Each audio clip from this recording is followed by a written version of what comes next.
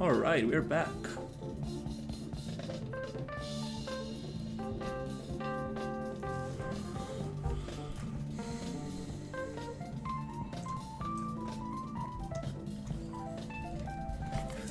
Okay, today I'm just going to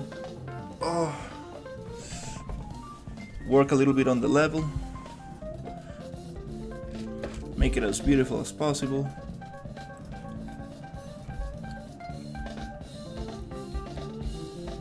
And chill a little bit. Do some art stuff.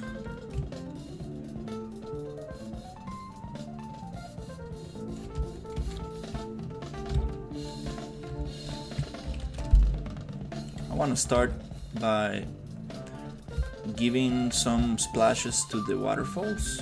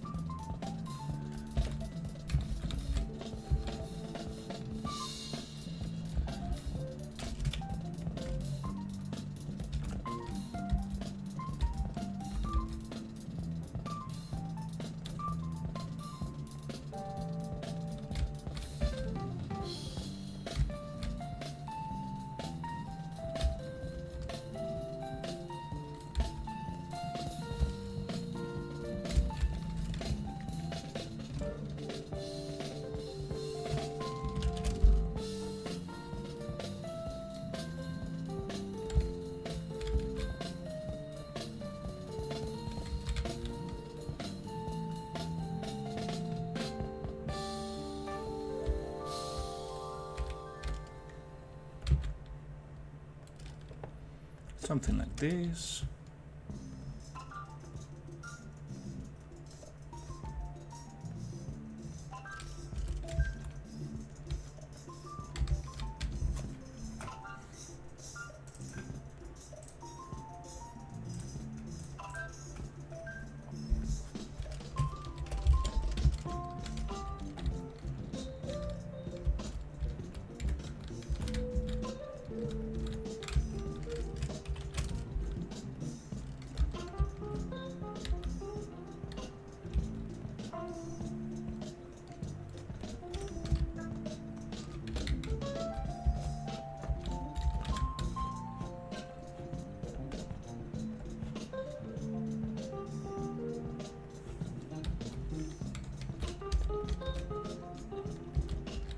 Let's add more stuff.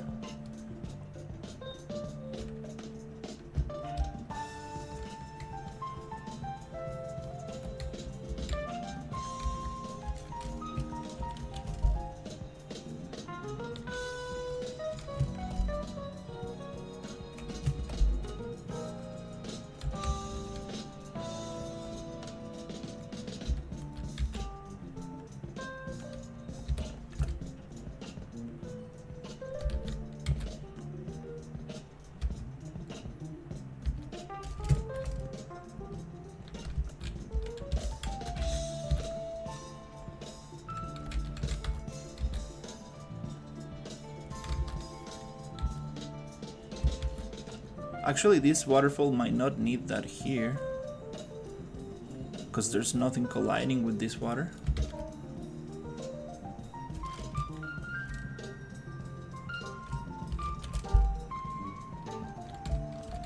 But it's also a nice indication of like there is a big waterfall coming up.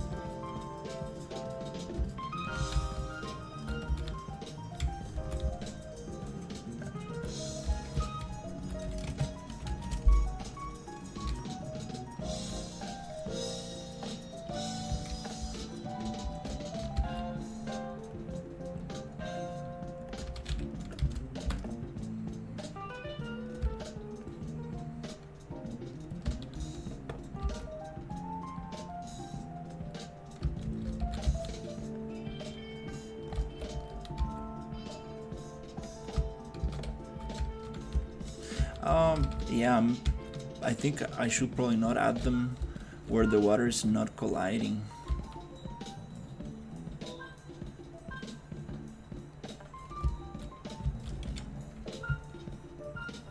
Kind of feels strange.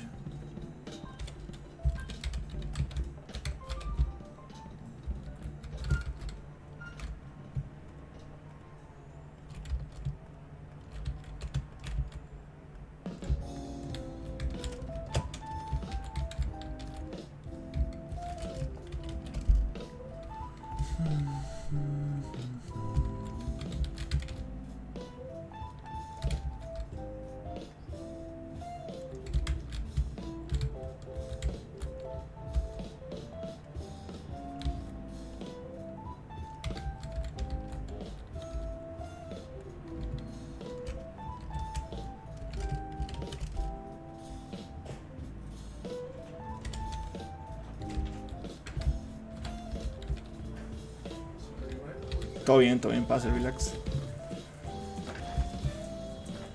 Está arreglando está haciendo un stream.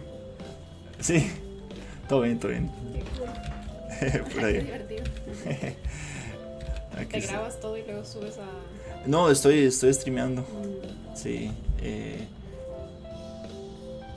Cool. Ahí a veces se conectan varios compas.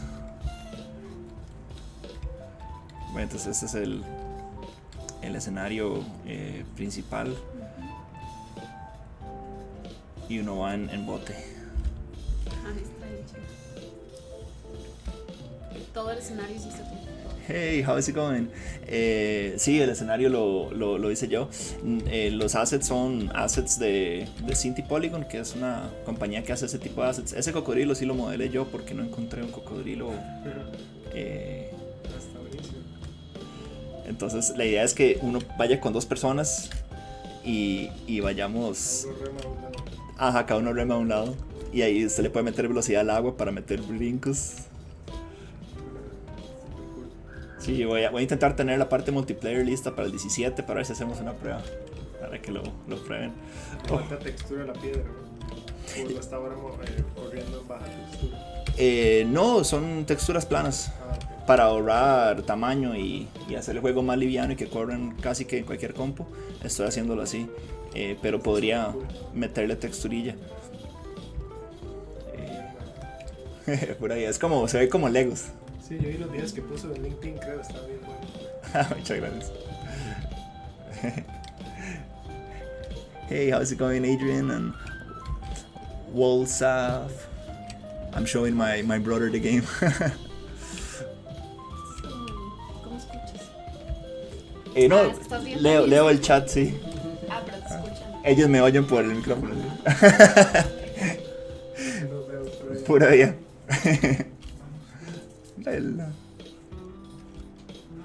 Alright, so today I'm going to be working on the environment. Trying to get the environment done, which like the edges of the environment, like all the kind of like the sides of the river, so I can actually focus on the traps and the obstacles and all the level design stuff. So I'm trying to get that out of the way so I can really just focus on adding the little creatures and stuff. Hola, ¿ya está terminando el juego? No. Aún no termino.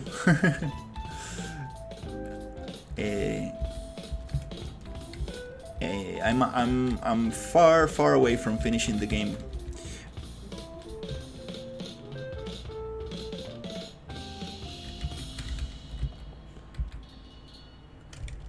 Just a little bit of decoration like that.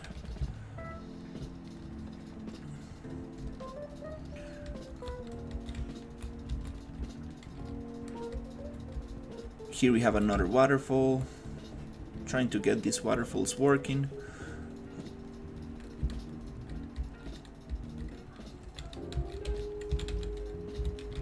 So I can start working on the other aspects. I got a new mechanic where you can pick up coolers and use them as a speed boost, so some kind of like energy drink kind of thing.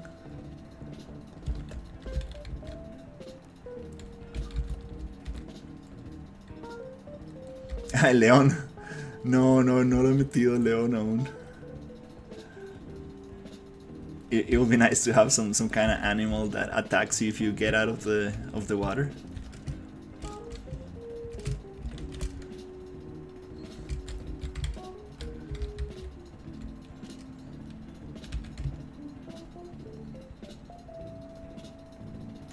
Yeah, these splashes don't really make that much sense, to be honest. There needs to be something colliding with the water for these splashes to make sense. Just gonna put them there as a placeholder, and then I will kind of like put them in a nicer position.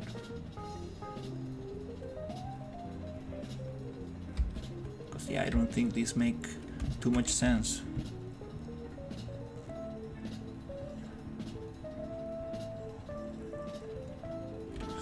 What games have I played? Well, let's just mention the ones that I've been playing lately. I've been playing Are We There Yet? I've been playing Repo. I've been playing Peak.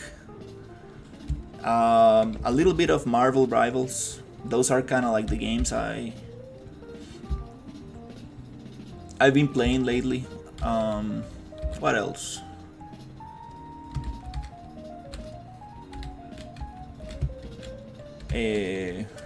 I also I like this game called, wow, I totally forgot the name of this other game. The Forever Winter, which is kind of like more sci-fi. Muchas gracias. So yeah, those are kind of like the games I've played lately. Warhammer 40k, what else? Armored Core, stuff like that. But I've been playing a lot of like indie games. Sulfur, I played Sulfur the other day. Kind of things like that. Trying to play more indie games instead of like AAA stuff.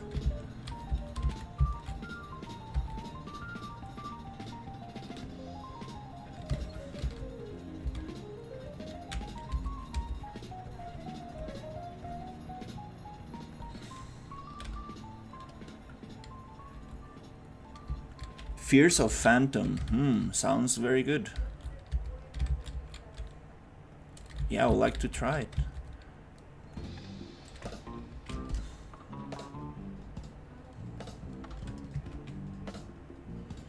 Oh my god, this blind stuff, it's so difficult. I don't wanna... look at this.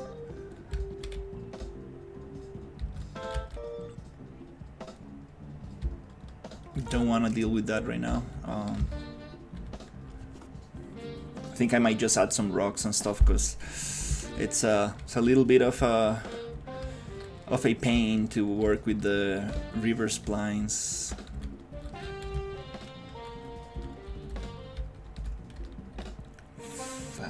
Fathom.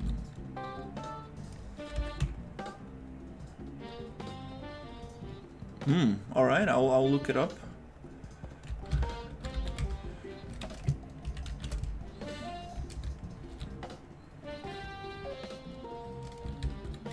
Oh, yeah, I've been very interested in like small games.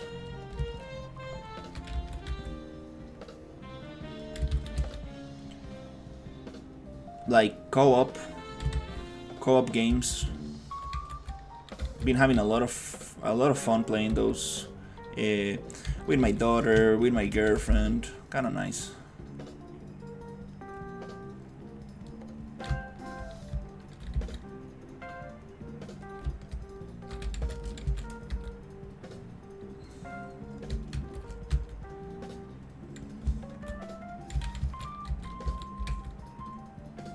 That's basically what I'm making this game. I'm almost finished with Are We There Yet? And I'm like, I kind of wanna play something similar. And actually this game got inspired from Are We There Yet? Even though it's super different, there's this section where there's a river in Are We There Yet? And I'm like,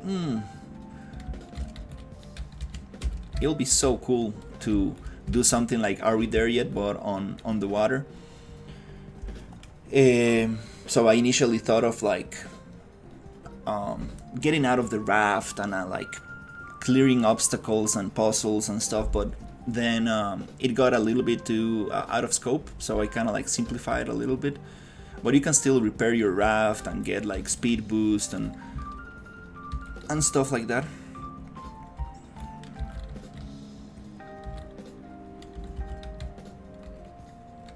There's another thing I would like to fix.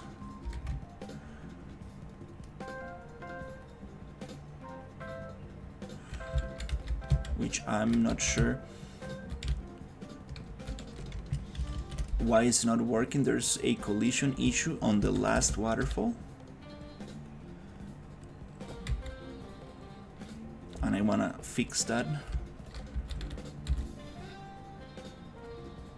Because basically you jump from the waterfall into the water, but you get stuck in mid-air. So there's something colliding there. Wanna check what that is.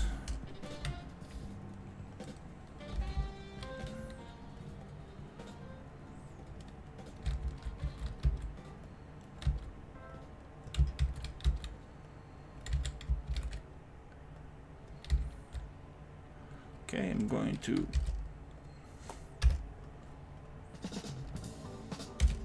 clear a little bit of this Niagara particles so we can save a little bit.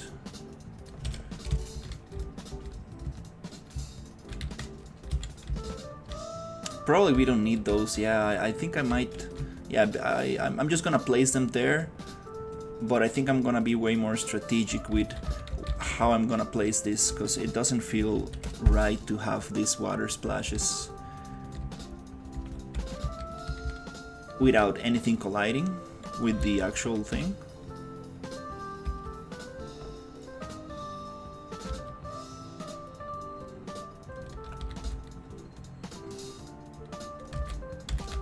So let's push some of this here.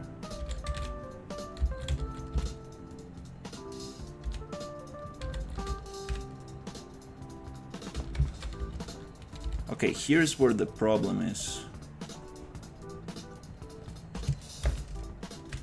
There is some collision here that is not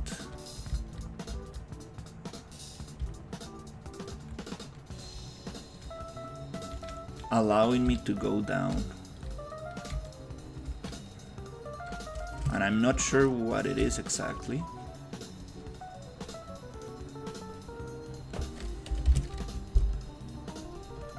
So I will try to figure this out. Let's see.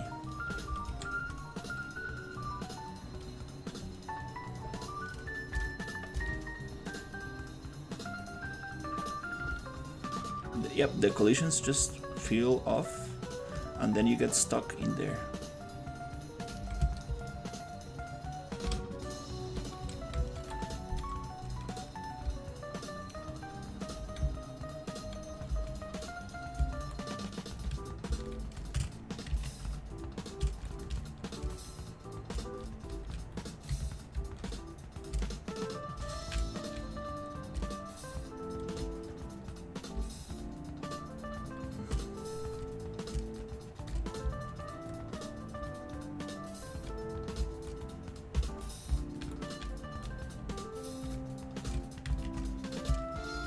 It's hard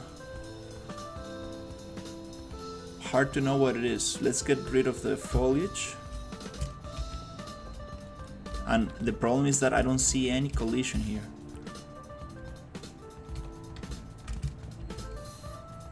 Oh, water volume. Is the water volume not deep? Yep, I think that's a problem.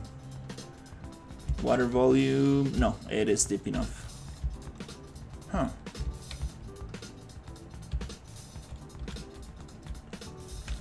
Okay.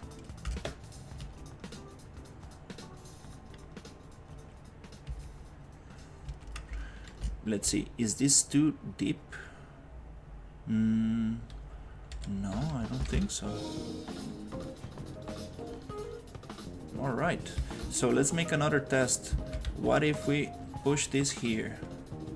Is it gonna work?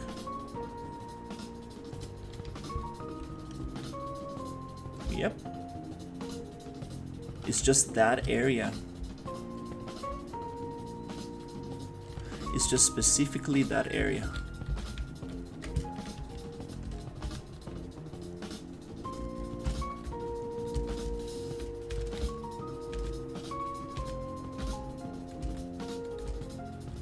Huh.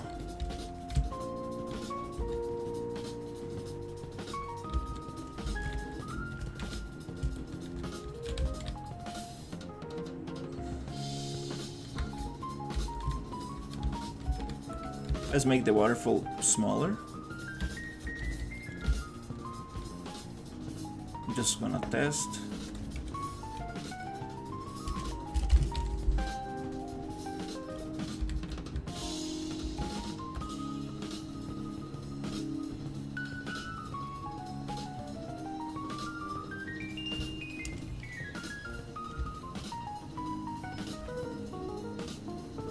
Yeah, it was something weird with the angle of the waterfall.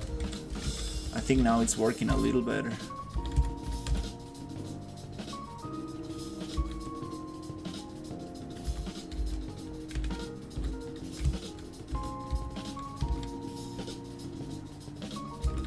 Maybe I made it too big, I guess.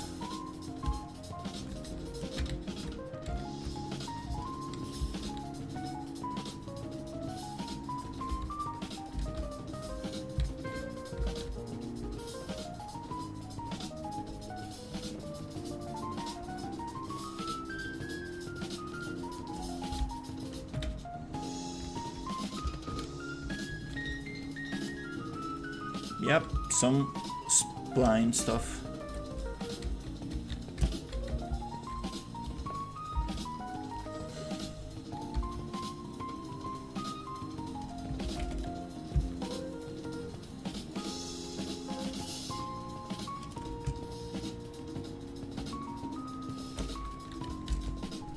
All right, well.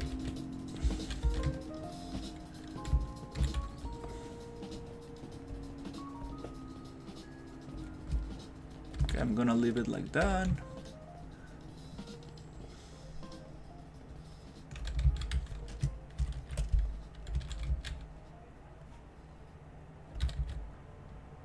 For some reason, maybe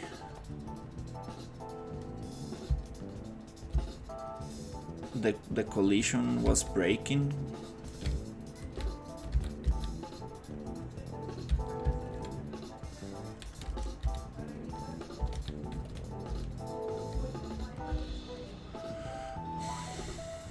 Alright, so let's go with rocks.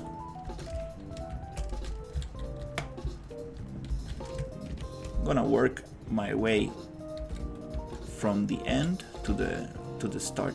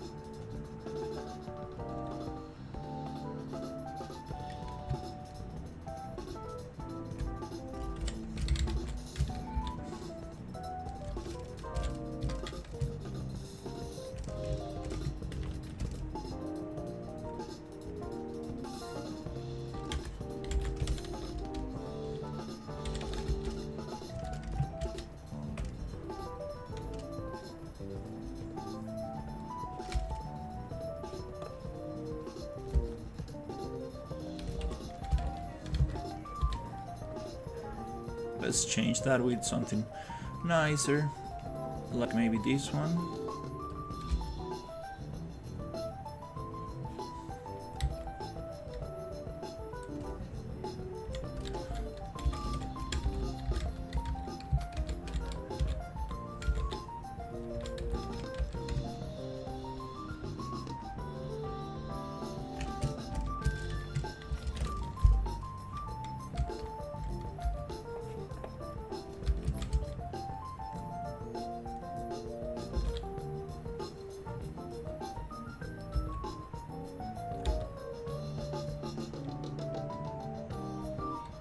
Something like that.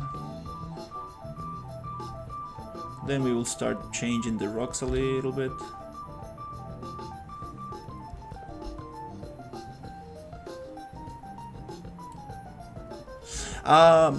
No, not really. I mean, I have some tutorials, but I made all that private because I'm just trying to focus on this game right now. So I'm trying to make it very specific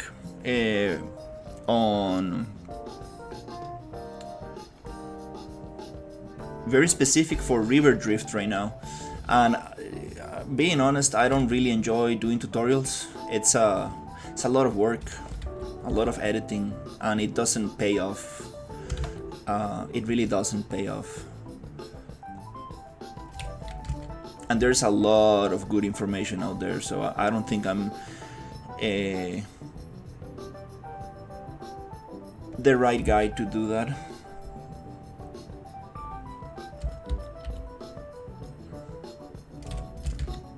But yeah, I had some tutorials, little things that I figured out, and I was like, maybe let's put a video out there if somebody has that issue.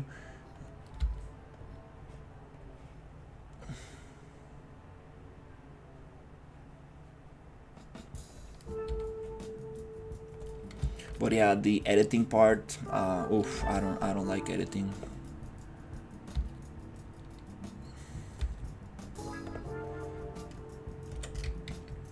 And nowadays, I think with AI, I think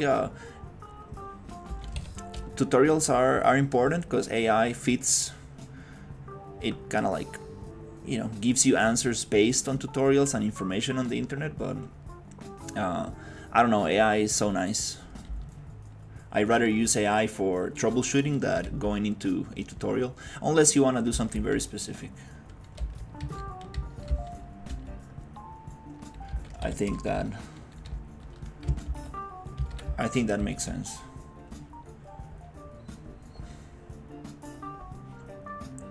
But yeah, I'm definitely not doing tutorials anytime soon.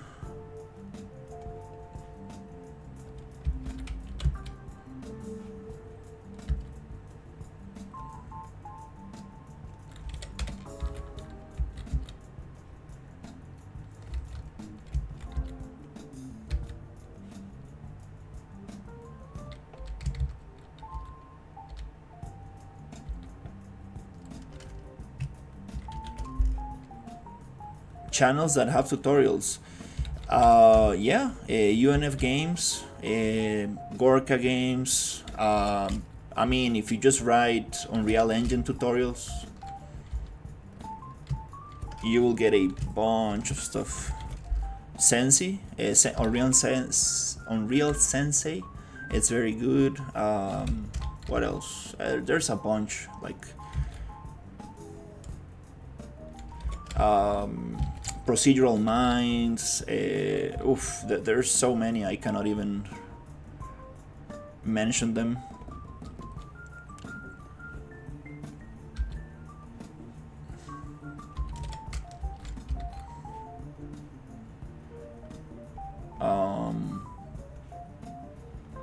And there are a bunch of other ones that I don't really remember the name, but they're very, very good ones, like Certified Unreal Engine, how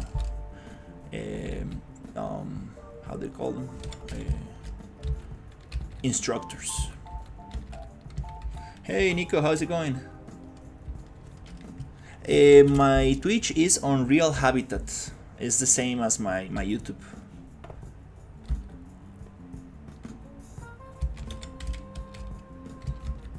It's exactly the same. I haven't opened my Twitch account in a while. I'm supposed to be multi-streaming right now into Twitch as well.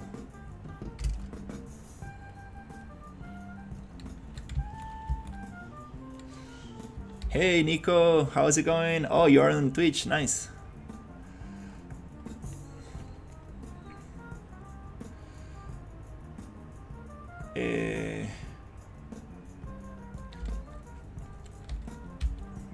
So yeah, I figured out where. Hey, how's it going, Walls?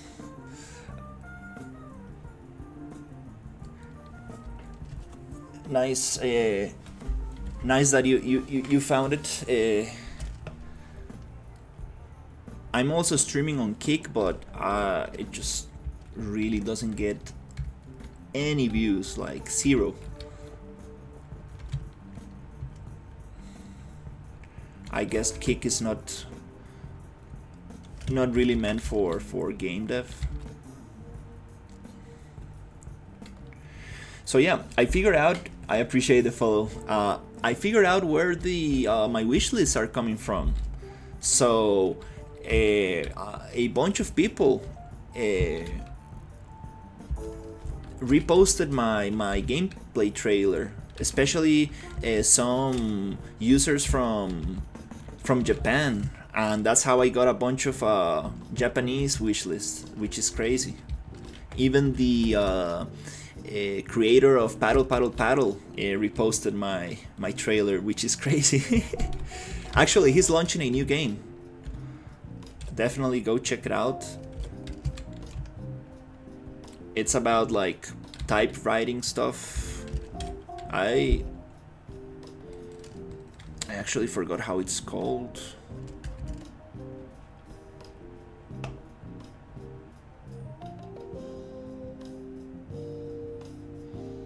We are at 933. Oh, almost getting to 1,000. It's great. This is crazy. Where's my wish list? So the game he's releasing is named. There you go. Cool story, bro. So definitely go give him a wish list. Looks absolutely crazy, and I love that he's keeping the same art style, which is super cool. Like he's actually like he has his own style now. So nice. That's very cool.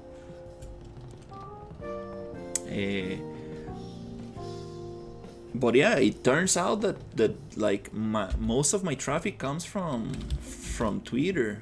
I mean from X, which is very, very impressive. I was never expecting that.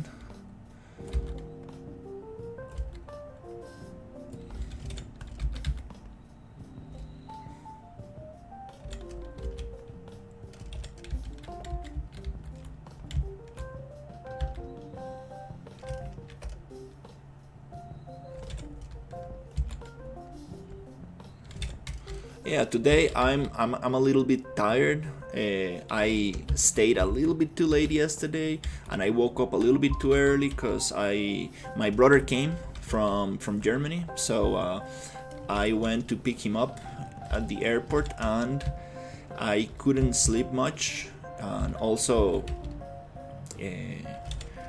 I was very excited about the whole Twitter stuff, I mean X stuff. I was like, wow, because I thought these viewers were actually, I mean, these wishlists were bots or something. I was like, who is wishlisting my game? But it actually turns out that a bunch of people reposted my trailer, and I was like, whoa, that's crazy. Oh, damn it. Oh, what happened there?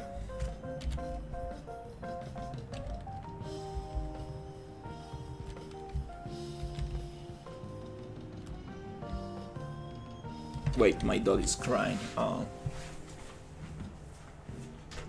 Bella, vamos. Bella, lista. Bella, Bella, ven, Bella, Bella, ven. It's a good doggy. Oh, yeah.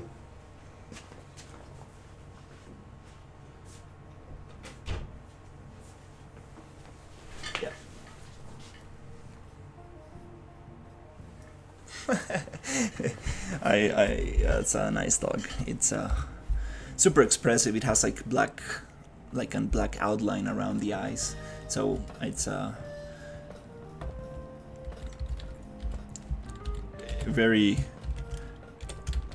very expressive. Like sometimes it feels like it's kind of like talking to you.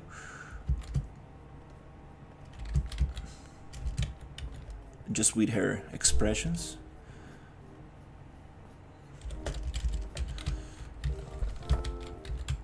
Now this feels a lot more interesting.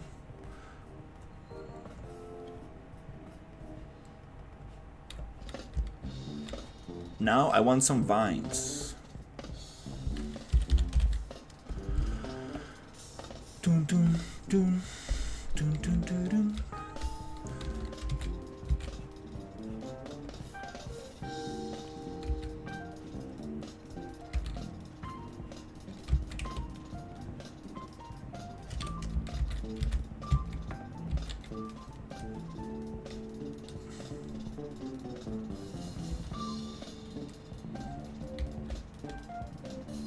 That's the beauty of working with low poly assets. It's just so easy to like just place them together. Like it's so nice, especially when they don't have a texture. It's like, oh, nice.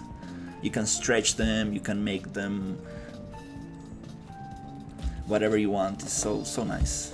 The low poly style is just I've been appreciating it a lot. Also, it makes the game lighter, easy to run, optimize. Everything's just it's a win-win, and it looks nice. Also, it looks like some kind of Legos or something.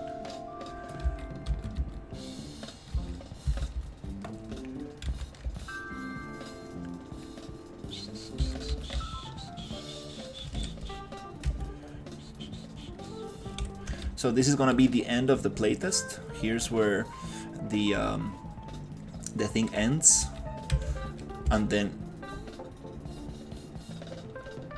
you get to unlock the door on the full game, which is gonna be half of this, the other half of this environment, and I want to make other biomes as well. I was thinking of making the thing bigger for the demo, but I was like, let's just get half of it, but very polished. Very polished, that's the important thing. And also I don't want to like show the end of the environment, because there's going to be like a nuclear site, a nuclear plant, and there's going to be some cool stuff at the end. There's going to be a construction site, there's going to be other stuff. So I think that's gonna be very cool.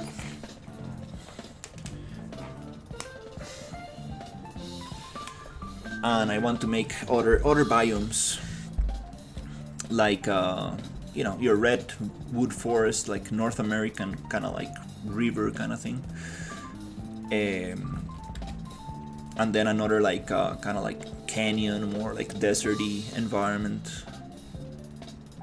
So those will be very, very cool.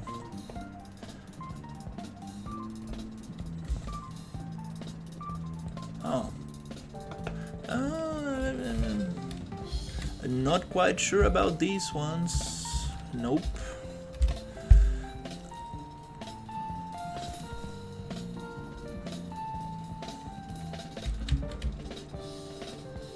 Are these part of the... No. These are not the same style.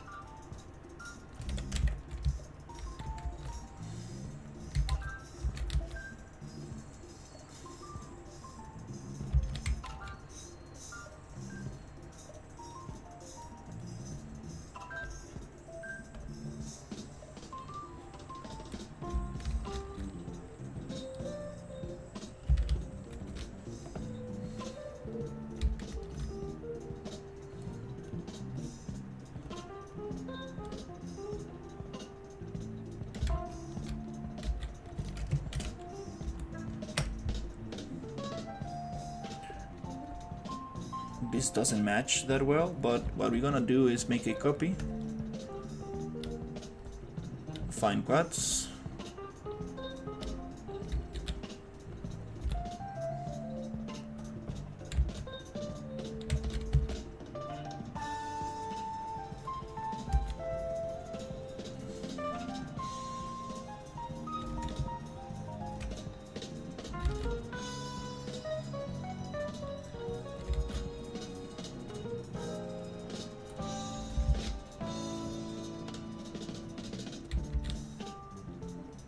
just modify it a little bit.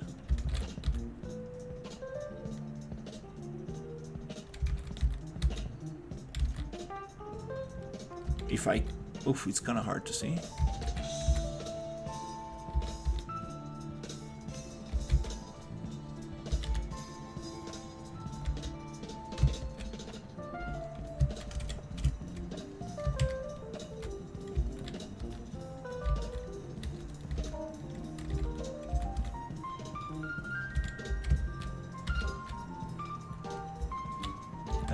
Not quite sure.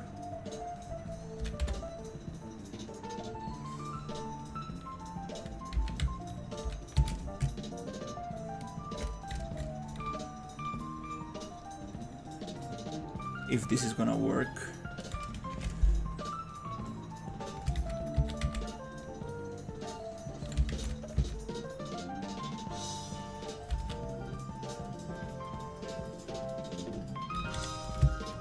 Kind of.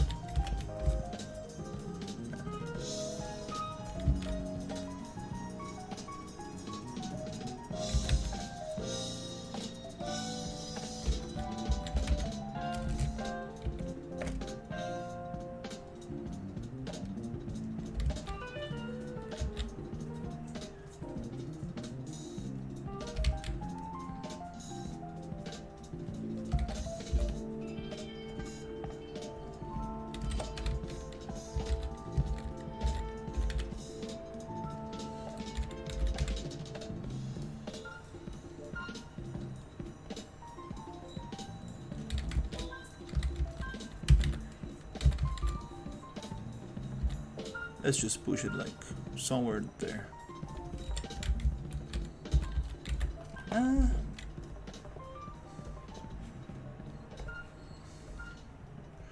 Kind of.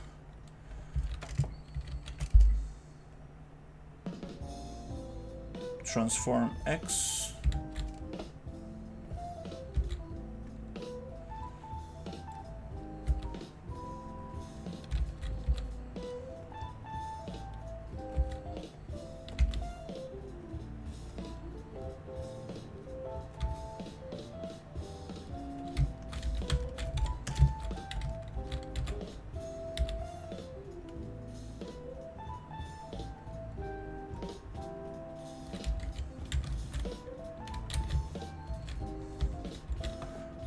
Something like that.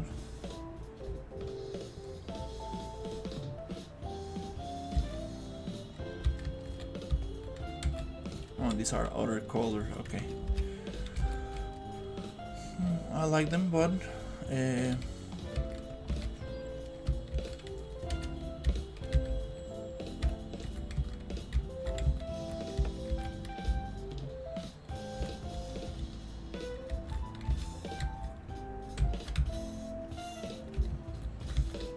maybe we can have something like this.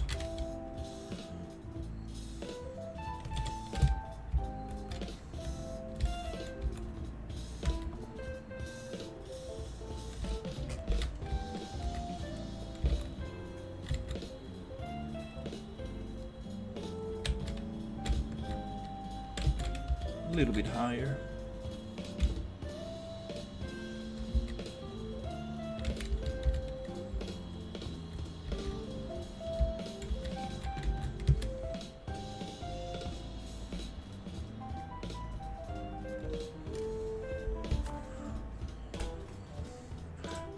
Wow, oh shit, I deleted your message, I'm sorry.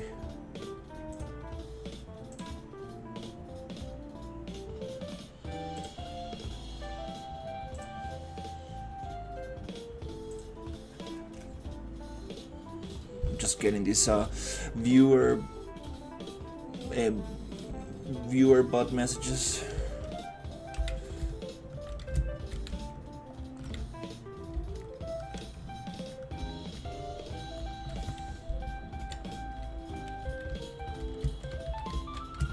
And this one kind of feels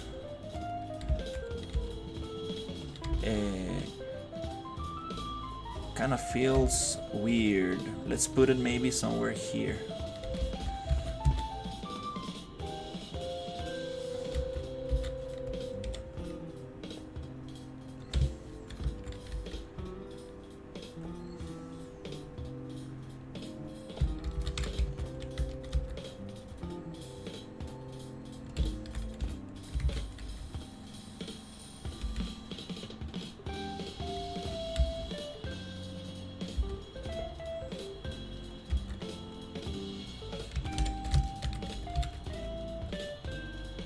Strange.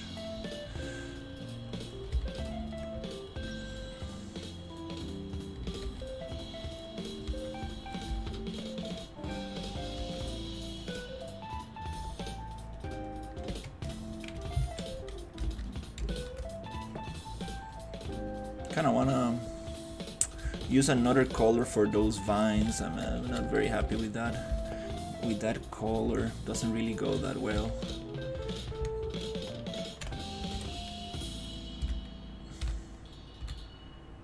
I think this one goes a little better.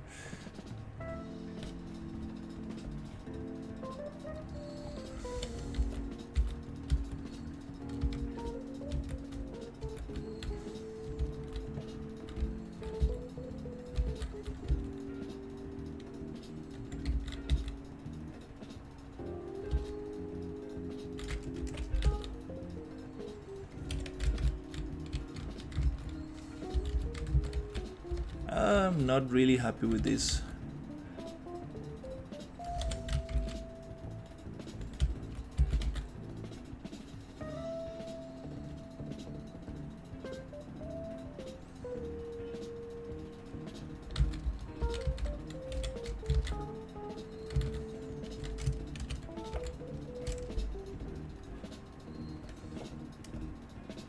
Let's just push it quickly.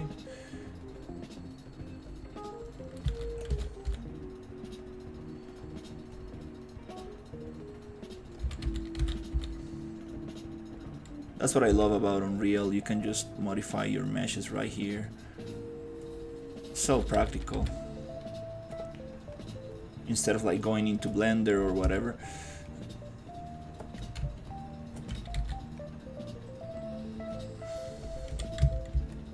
Just make sure you make a copy of the original, because if not you will modify all instances. And then you will be like, what?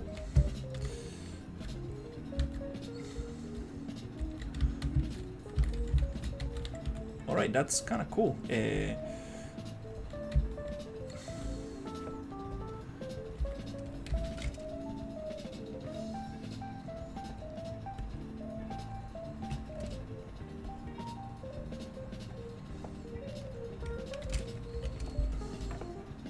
I want something like something overhead. Maybe we can add like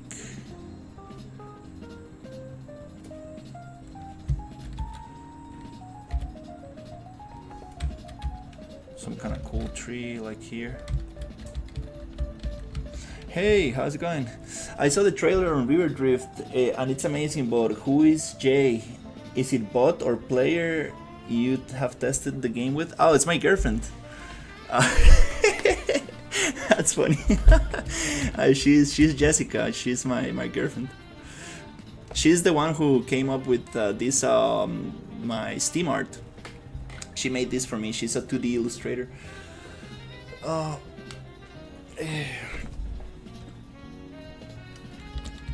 So yeah, we have been testing a lot. She's I think she's a little bit tired of testing the game with me.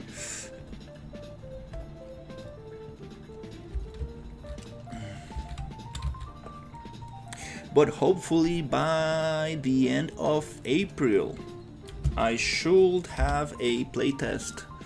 So I'm really trying to gather feedback, and I'm trying to,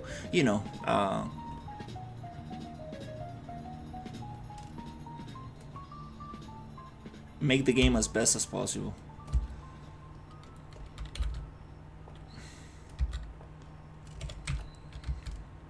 That's too much. Okay, I think this area has good detail. We can probably move on for now.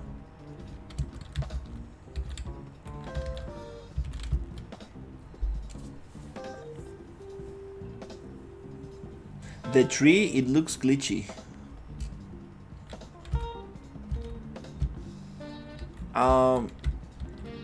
Maybe you mean like aligning it to the surface?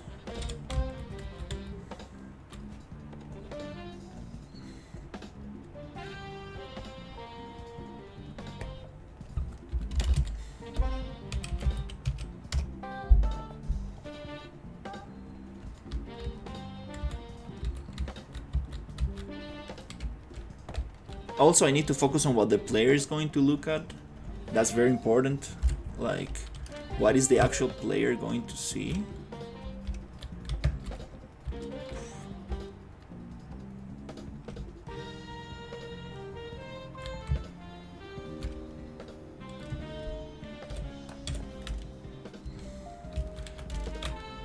Let's add a little bit of water depth.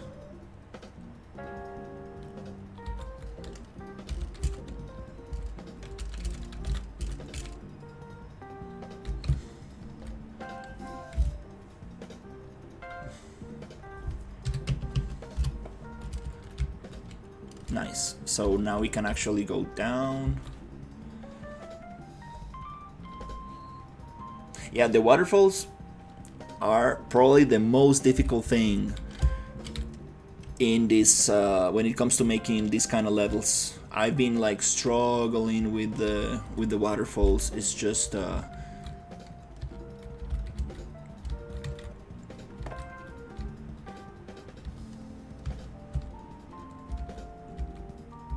very difficult to get them like looking right.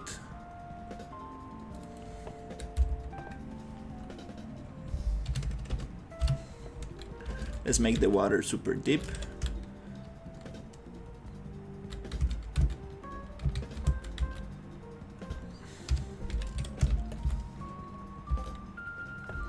Probably don't need more repair wood at this point.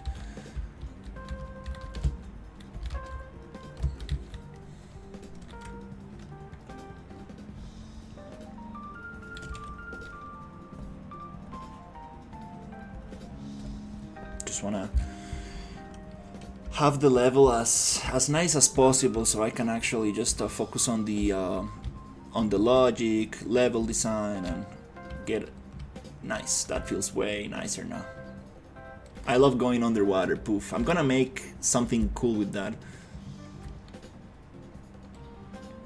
And I don't want the game to end like this. I need some kind of like a volume, and then we cut into a like some kind of screen that says thank you for playing, something like that. I don't want the player to get stuck in there. Getting stuck with objects, that's a big issue. That's the biggest issue I have. I think it's gonna be a big problem. Definitely need to make some kind of system that like Mario Kart, when you get out of the river and you get stuck,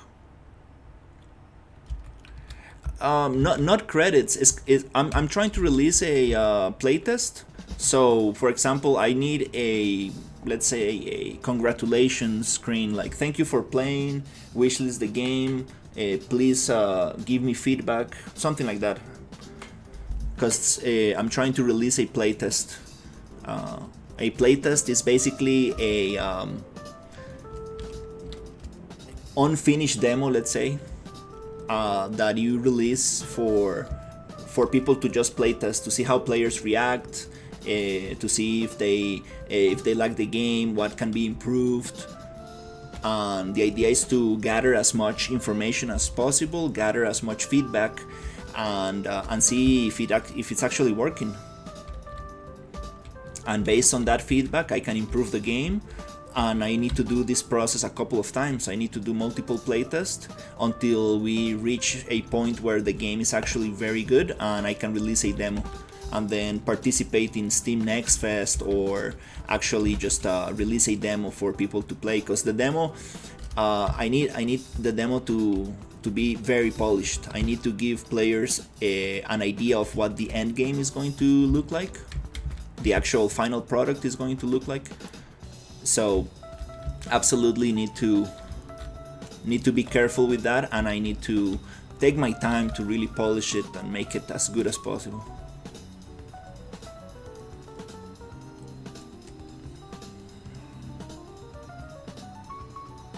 Yeah, an email is good, but Steam is already ahead of everything. I mean, Steam has that already, has already thought of it.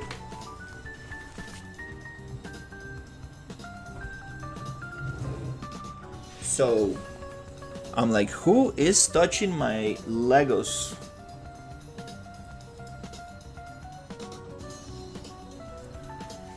I appreciate it. Yeah, I was playing a lot with the water. This is the Unreal Engine water plugin, and I was messing with the material a lot to get this sense of like a river current. And then I added this edge foam to it to make it a little bit more stylized. But I kind of like the mix between having like a very stylized game with like kind of like realistic clouds and realistic water. I think those are fine, because I do want to make the player feel that it's somewhat in nature. Hey, how's it going? Builder's Box. But yeah, creating an email is a good strategy. Absolutely, it's always nice to create an email and just mail people whenever you have something. That's a good way to communicate.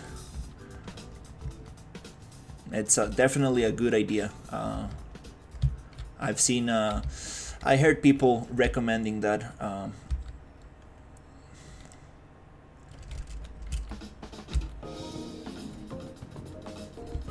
So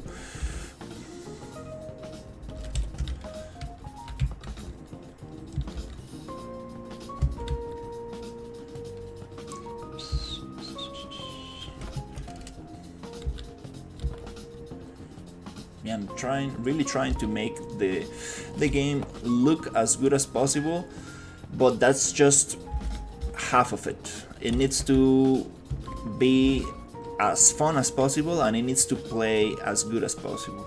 That's the most important part. It needs to really trying to like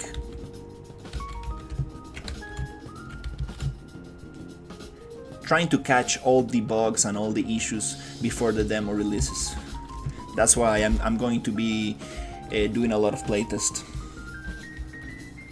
Not only internal, private, but also public playtest. So we can really get something good out there.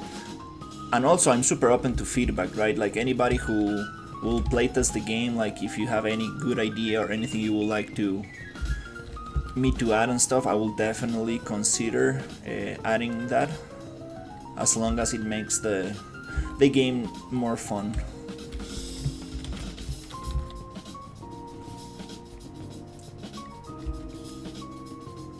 And another thing that I'm very excited about is the racing mode. I think it's gonna be super fun.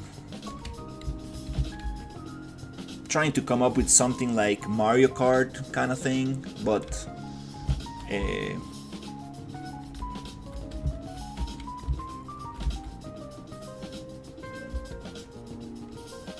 for 2 players only, which it's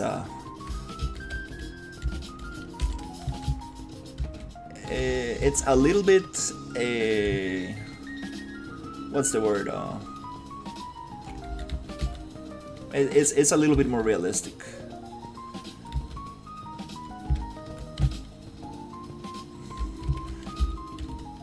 But who knows? Maybe I can do 4 players as long as you are hosting the game and you play with your friends. I think that's gonna be nice. Because having servers and all of that, definitely that's a little bit out of a little bit out of reach for sure.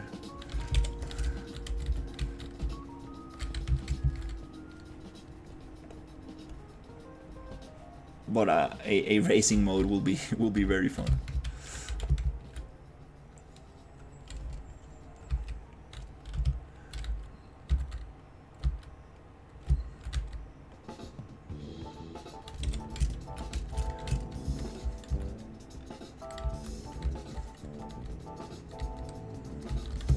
Yep, just little by little, making everything feel a little bit nicer.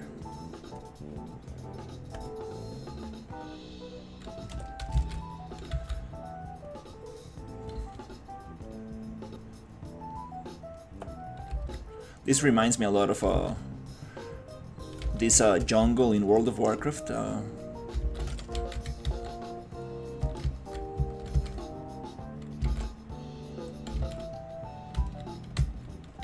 let me see, maybe this one. And this is just kind of like the decoration, and then I need to actually do the all the obstacles and all the cool stuff.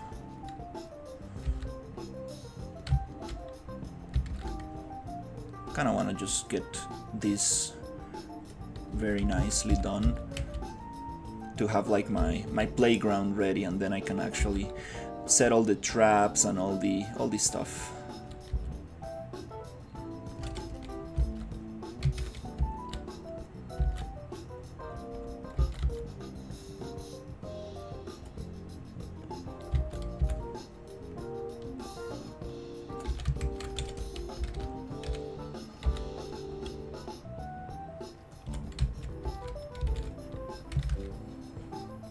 Oh, I need my...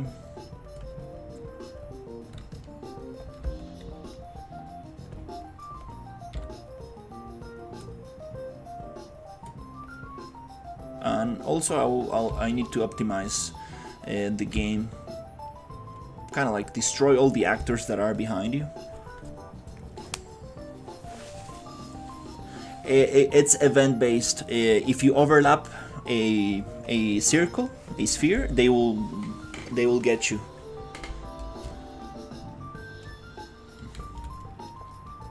If you get too close to them, you will get attacked. They can also move from one side to the other one.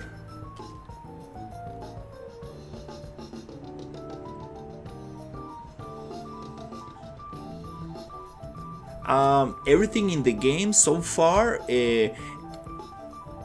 damages the raft one time. Nanite, I think I haven't activated Nanite. No, it's not activated. These meshes are very low poly, so I'm debating should I use Nanite or not. The issue with Nanite is the following. If I activate Nanite on this, it might run better on higher end PCs, but if you are going to play on a low end computer, all the Nanite calculation happens on the CPU, and it might cause issues with performance. So it's a debate. Nanite it's meant to be used for very high poly props, and these are very low poly. So I'm not sure if it's the best idea for this environment. I need to do some testing for sure and see what works. I do have a low-end computer that I can test on. That I can test on, and I want to see how it performs on that PC. Because I'm really trying to make it as oh, what is this? Trying to make it as performant as possible.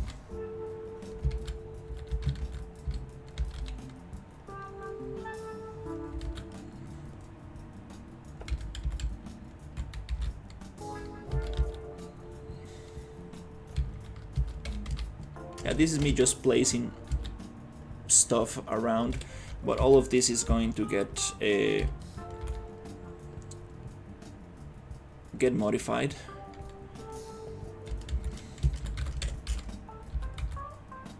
Unpolished.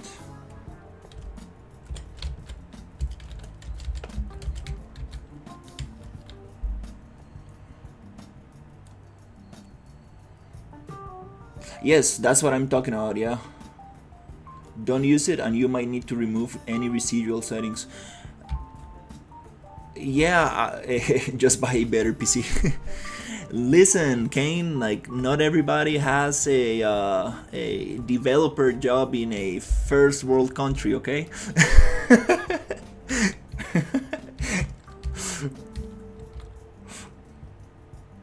Can cause parts of some frames to be basically rendered twice, which is a disaster for performance. I heard something like that, yeah. Yeah, for low poly props, it's not the best idea. Which makes sense. Nanite is designed for like mega scans and like, you know, like super high poly stuff. It doesn't really need it, this game, and it's a linear game as well, so like after you fall from this waterfall, everything that is on top of the waterfall is gonna be destroyed. Everything that it's behind the player, it's gonna be basically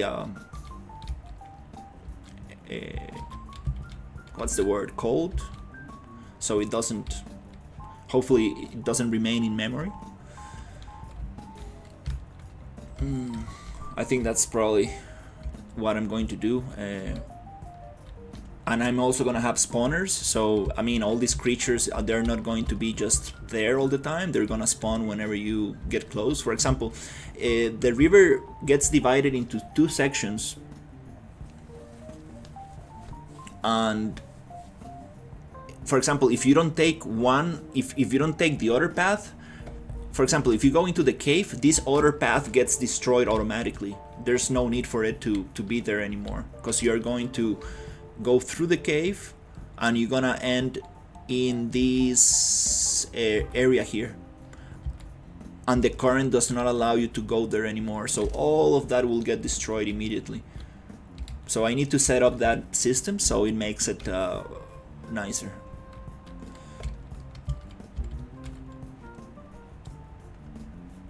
So yeah, that's the thing.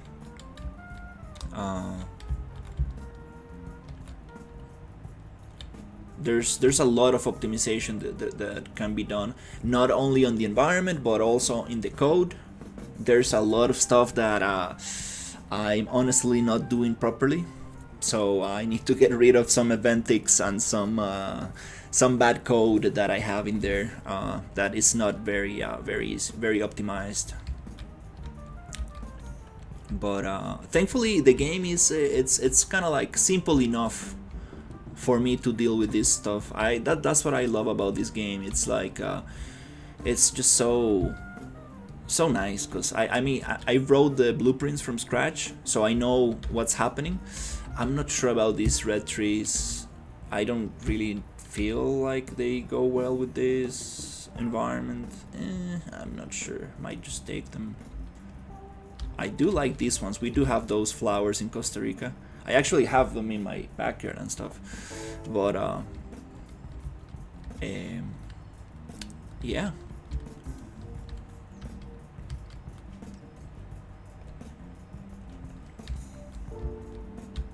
Okay, let's see.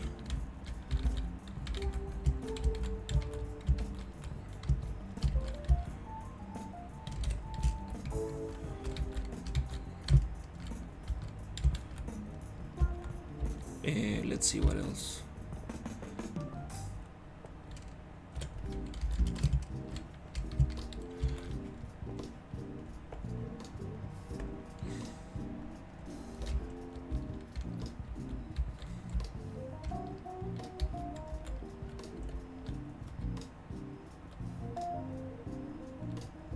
That's so cool. I like this area a lot.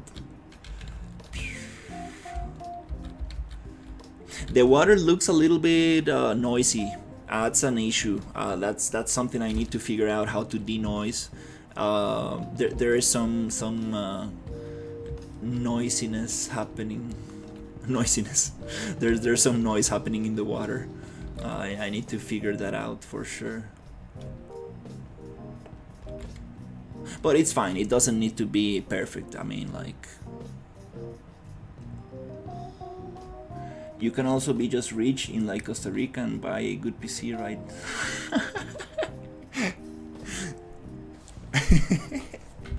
Oh my god. I mean, Kane, you need to understand that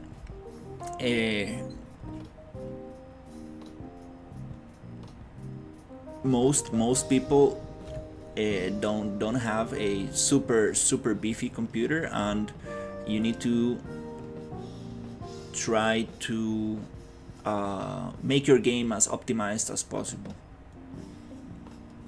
And if you have a good computer, good for you. It's gonna just run super smooth.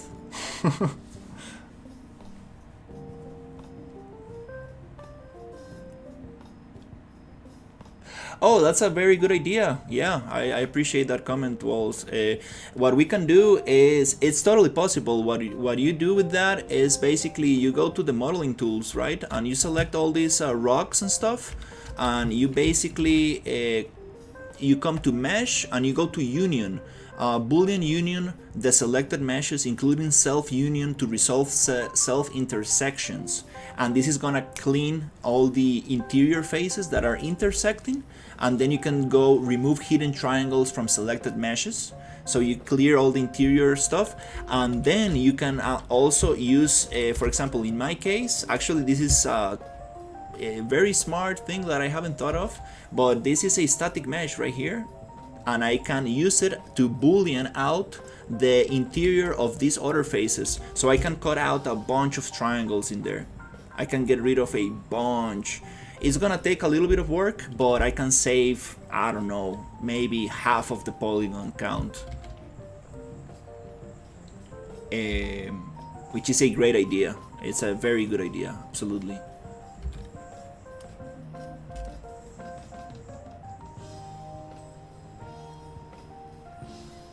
No. I mean,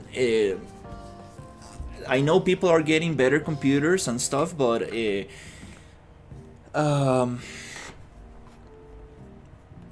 just nice to make your game lighter. It's just nice. It loads faster. It's easier to work with. It's just so nice. I like it. I mean, that's why I've been enjoying this project a lot. It's just so nice to work with. Like, for example, Cywars, it took 20 minutes to start the project. It was just too crazy. I did the rock optimization stuff and it started working better, but it's just so nice to have this little project. It's just so quick, everything opens so fast, like, it's just nice. I really like it.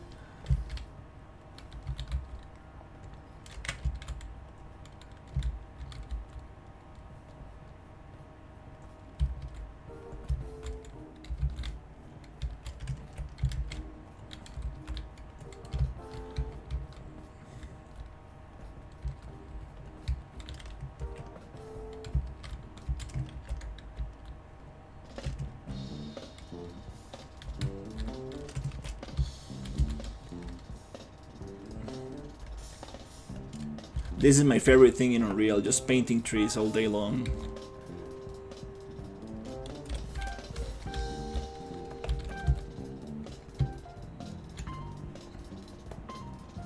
The lower the requirements, the wider audience that will be more comfortable playing the game.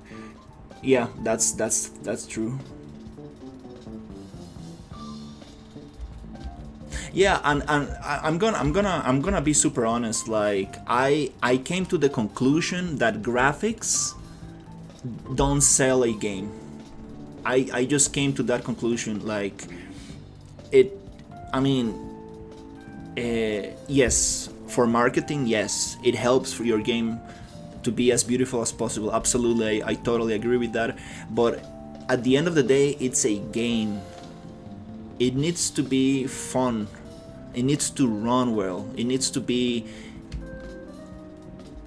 feel good. If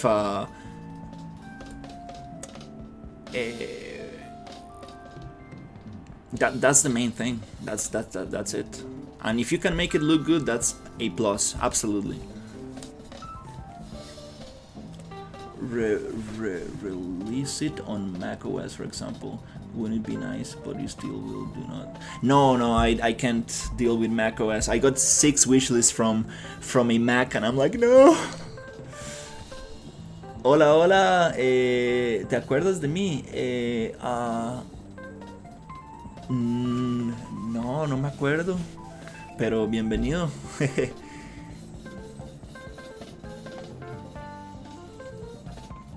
We want to paint on static meshes. Just single. Oop.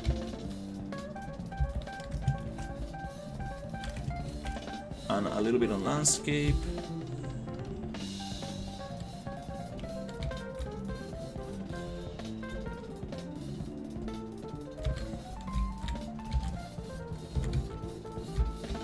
I might be going a little bit too crazy with the foliage, but I'm gonna I'm gonna make it disappear with distance. I'm gonna call the foliage a lot.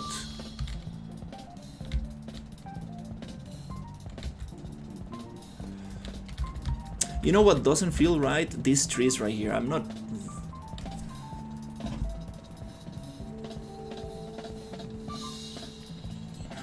How it was explained to me, the looks get the player to play the game. The gameplay keeps them playing.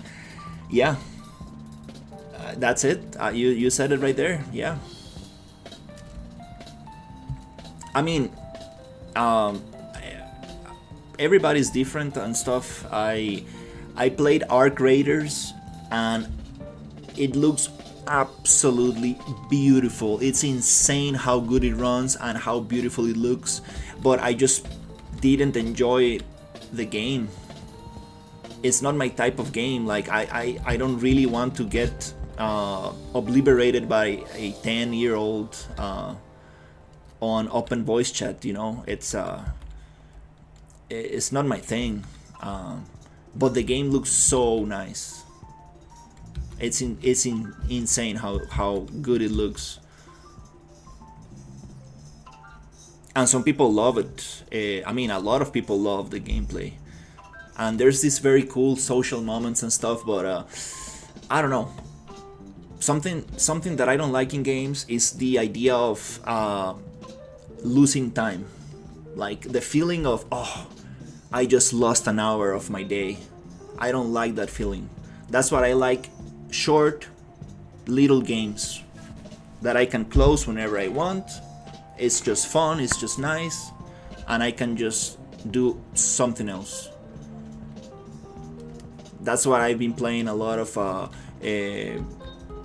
you know, Peak, Repo, Are We There Yet? Are We There Yet can actually take a bunch of time, but it's super fun. I really like it.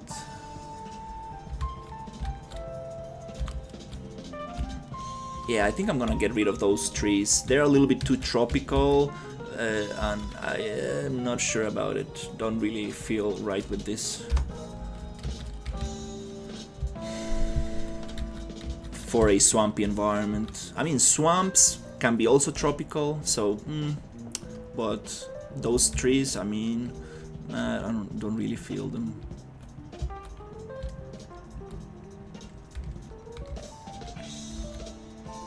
But you confuse graphics with looks. It has to be looking good in his own way and style. Not super high poly and not realistic doesn't mean it does not have good graphics. Yeah, it needs to be appealing. That's the word I think that I'm looking for. It needs to be appealing.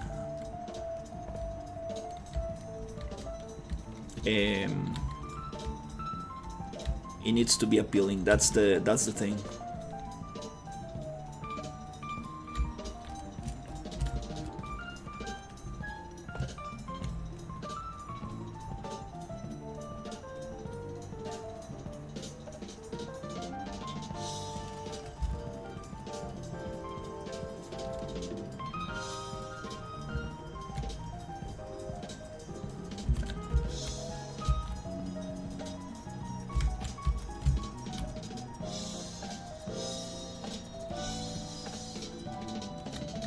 Yeah,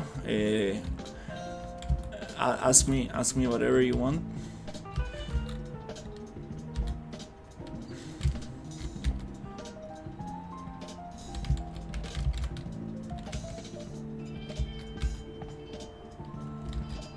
Does it make sense to be working on these trees? I'm not sure if the player is gonna look at them.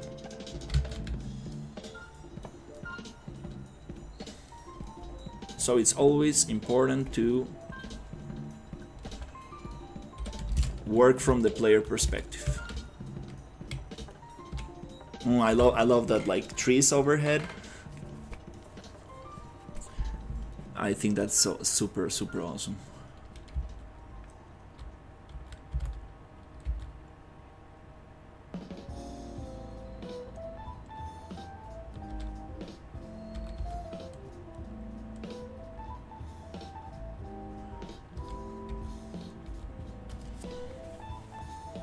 How to manage the blueprints to make them turn on a specific time. I want to do tasks in game and wanted to manage the blueprints. Like task 1, after completing it, you have the second task. Well, that's a little bit of a wide open question.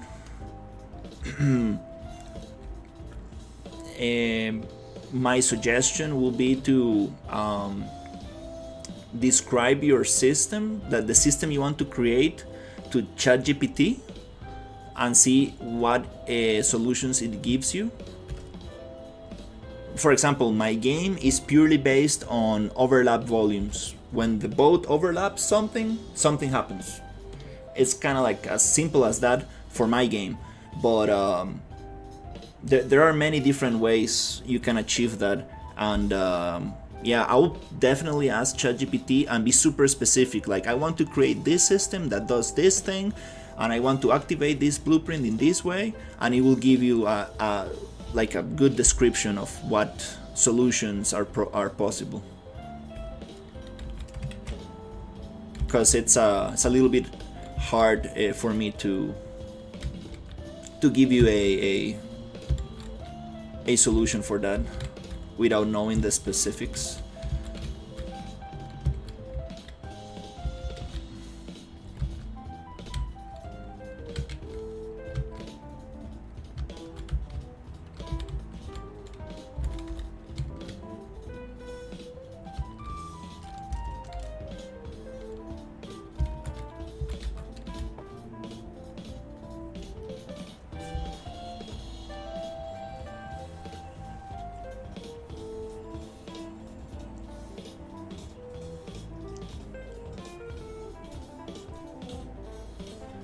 Oh yeah, absolutely, yeah, I need to work on the lighting.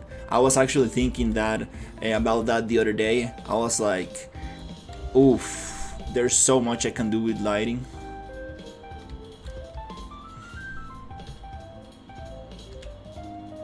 Yeah, I really...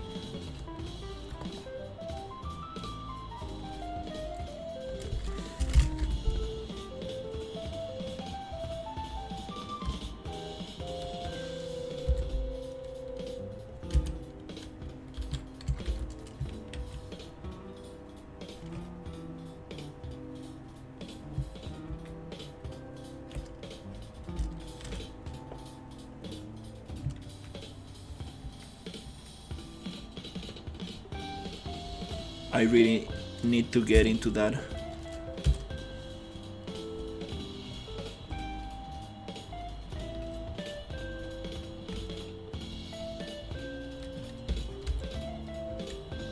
Okay, well, I think we gave the environment a little bit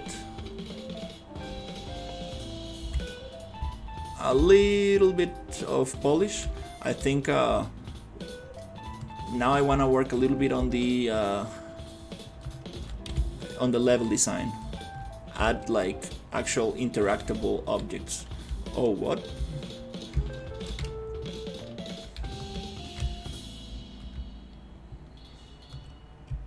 This crocodile is very hard to see. It's very, very hidden. Oh, I forgot about that. Oops. This thing. this thing, all the ramps on my game cannot cause damage to the player. All of that needs to be on a folder that is going to be ramps. And this cannot have a tag that damages the player.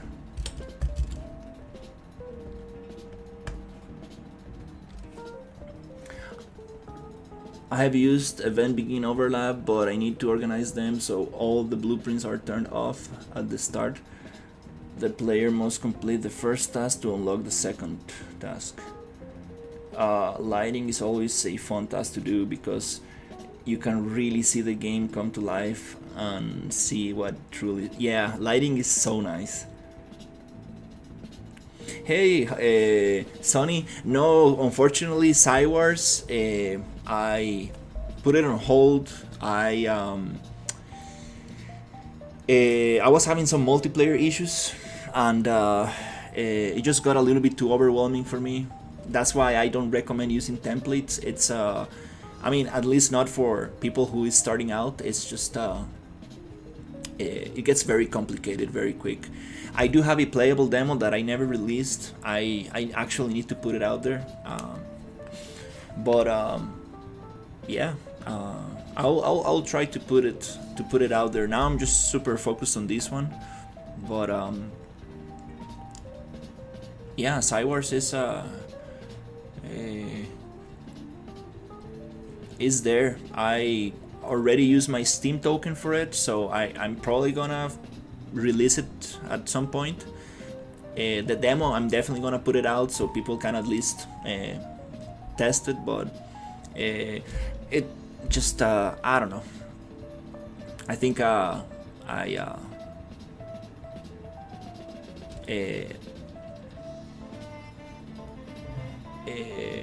do you say it? I think I went over scope a little bit too much with it.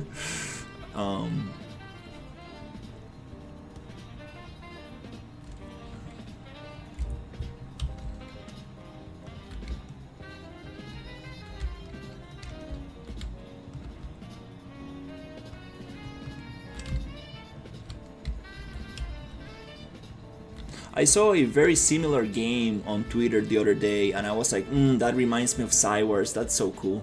Like very foggy and like sci-fi and robots with like red beams and stuff. Like super cool stuff.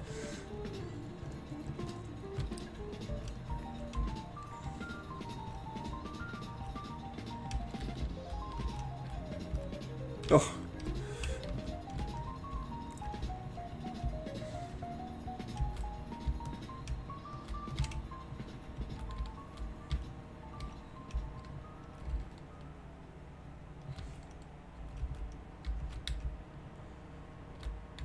Yeah, this will be fun as a racing game, absolutely.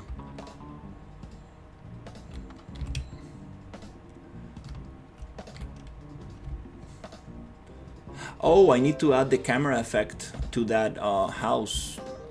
I have this material that kind of like fades when you're very close to it.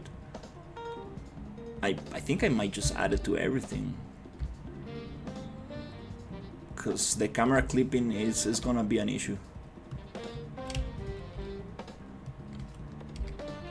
And also the key binding. I need to think how, like, spacebar is to repair, and I have also these beers or energy drinks that you can drink to give you a speed boost.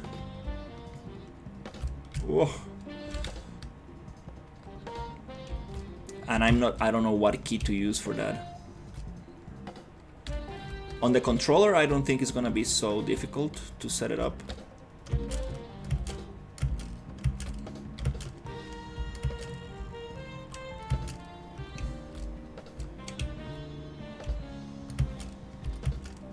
The other question is the balancing, like how much repair wood should I add, how many obstacles. That's the level design side of things. That's what I really need to be focusing on.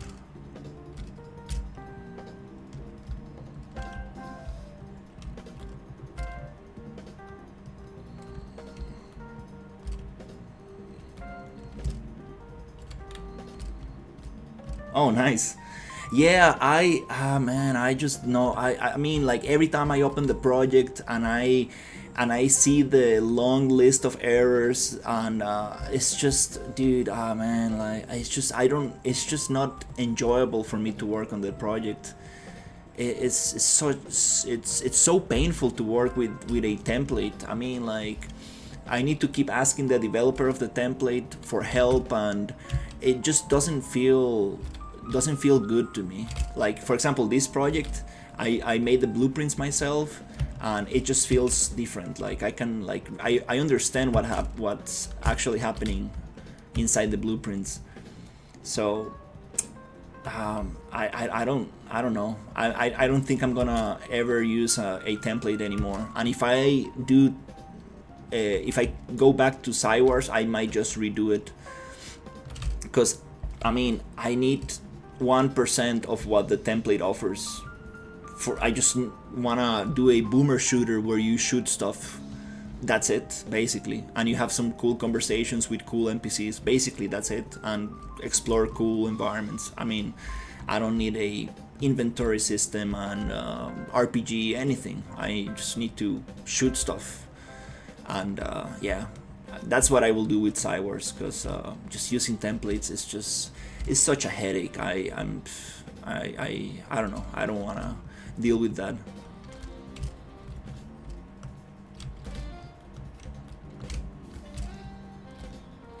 Oh, okay, that was weird.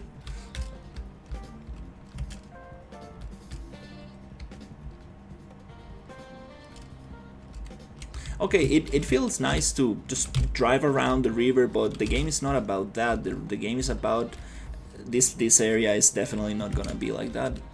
I need to make the water current very slow here, because this is gonna be like a swampy area. And this is me just kind of like placing a bunch of obstacles from my previous level. But yeah, it's time to actually do some level design.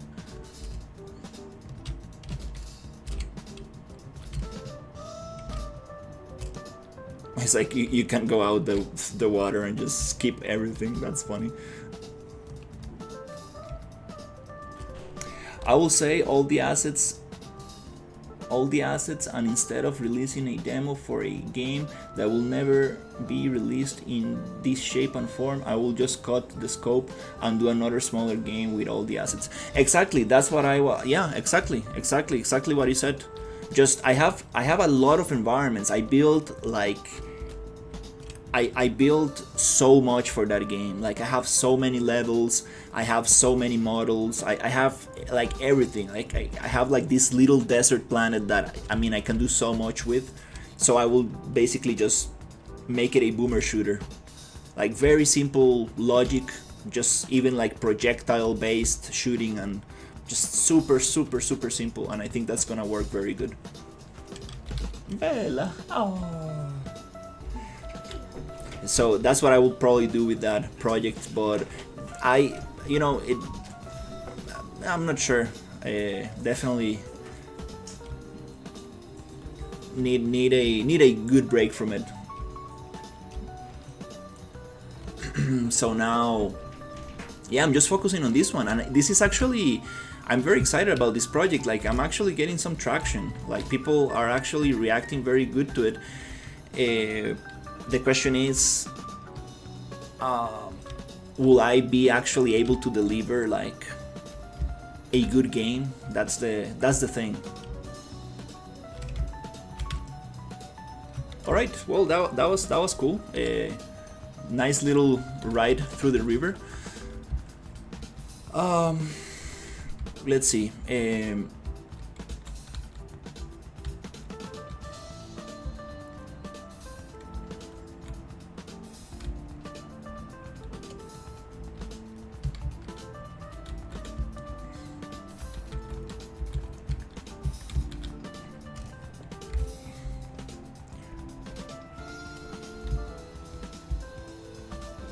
Let's see.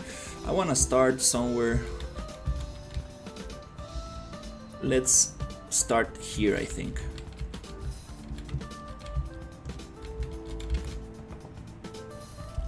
Let's see what can we do here.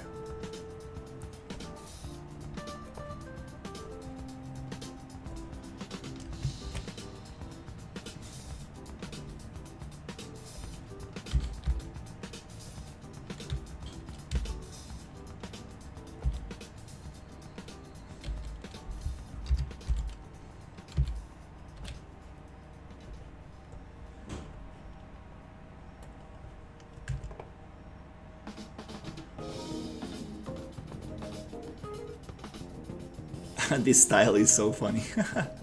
That's so cool.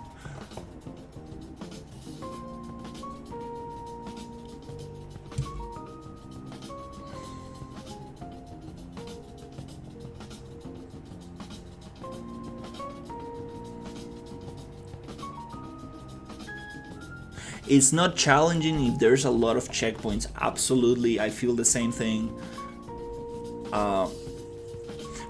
For testing purposes, I did add a lot of checkpoints, but I'm gonna have way less checkpoints.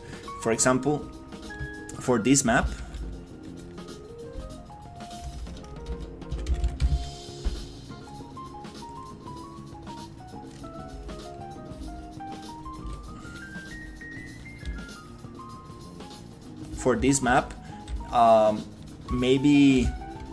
maybe we can have 3 checkpoints.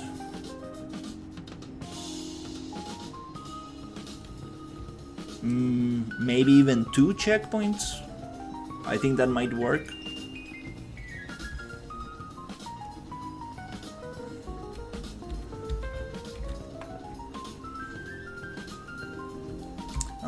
You know, the area I really want to work on is here.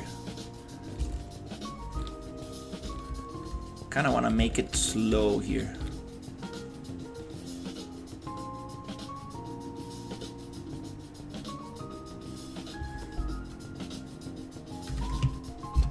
Yay! Nice. And the material actually changes, which is super cool. Yeah, this area is gonna be super slow, and it's gonna be filled with obstacles.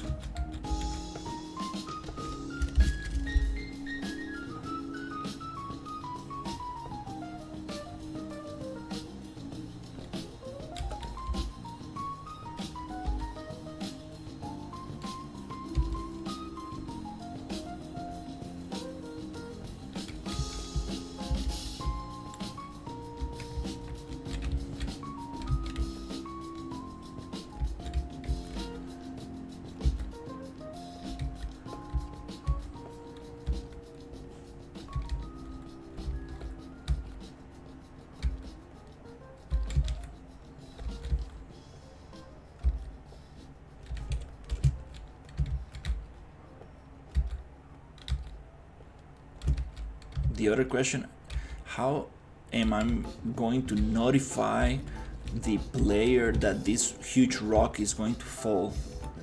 I mean, there's the shadow of the rock going down, but I might need to do something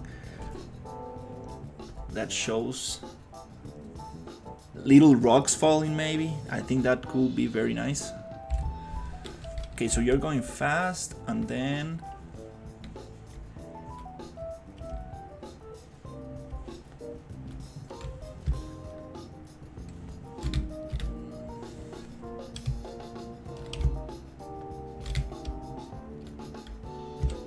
the issue with very slow current is that you can actually go backwards,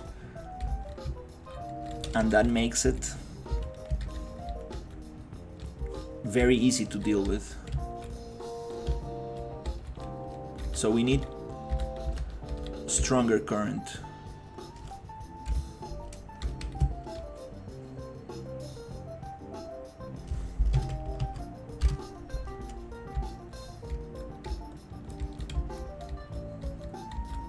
Needs to be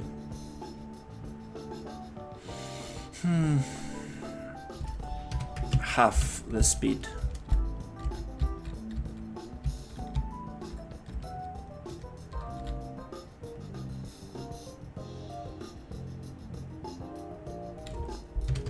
just enough so you cannot really go backwards.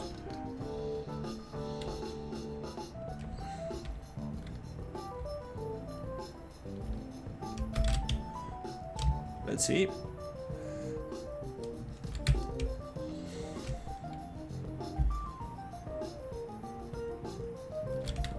Okay, I think I need a little bit more.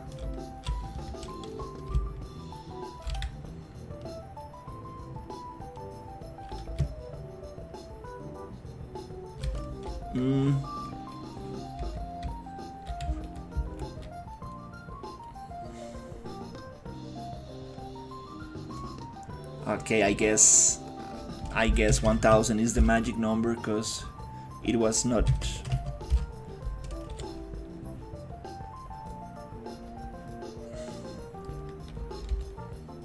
It's not really working if I make it slower.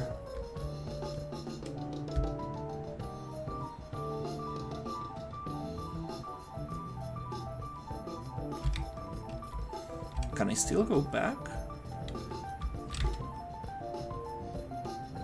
Oh no, there you go. It doesn't allow me to go back. Nice. I can stop for a little bit.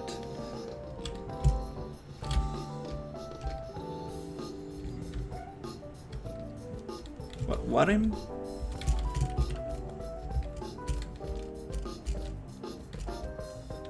Feels like I'm hitting something.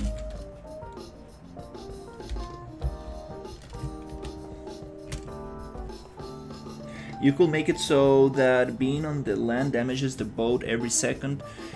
That way players will try not to use it but won't be restricted to just the river. Huh. I mean, that's actually a very good idea.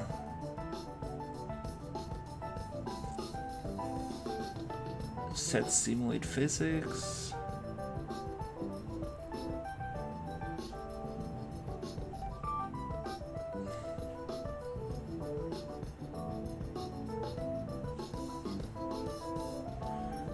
Oh, from finished with destroy actor.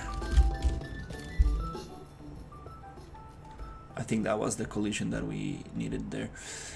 So let's try it. Let's actually add a tag.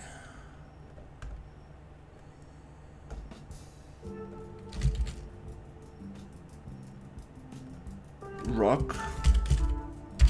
That's my tag for damage.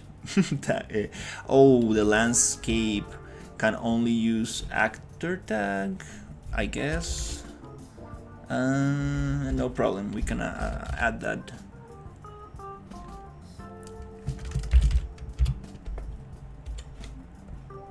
To the boat damage logic. I think it's not a big deal.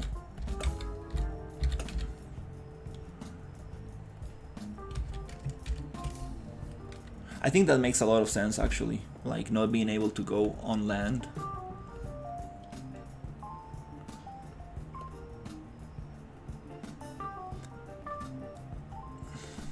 So component hashtag rock. Physics, this is single player, we don't need multiplayer stuff here. Kind of like building two separate systems for single player and multiplayer. Oh, yep, let's just copy this event. I'm gonna move it here.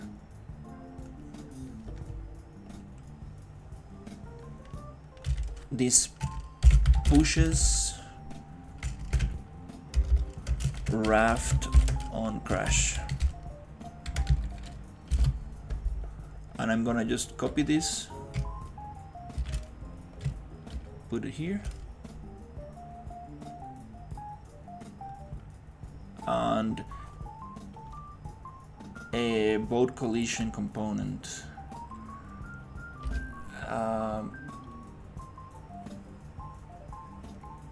Actor hashtag.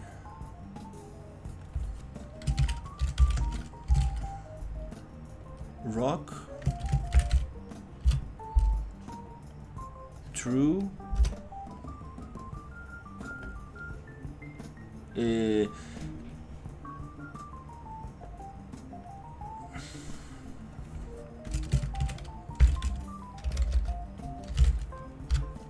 Ah, we can just change this for an actor tag, actually, yeah. I'm not sure why I was using component to start with. We can just do actor tag on everything.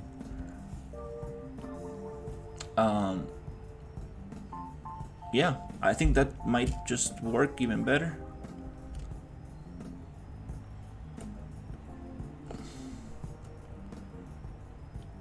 I think, yeah, that's it. Let me try that.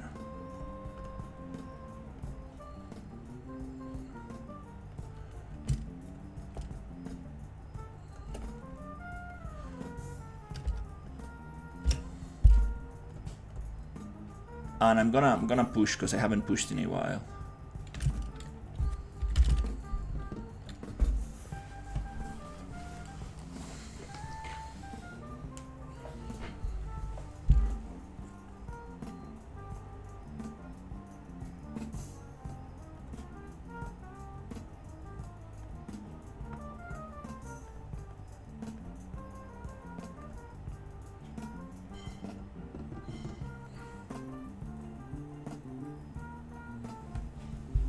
It takes a while when the thing is closed.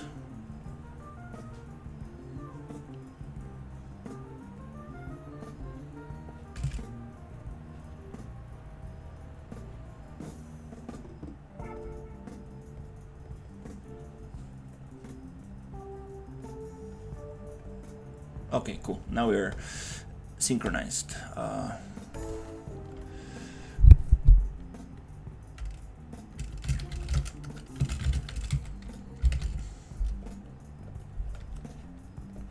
Okay, and now we do static mesh.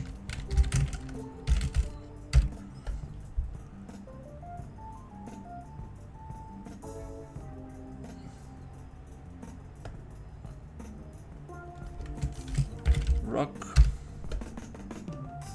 component.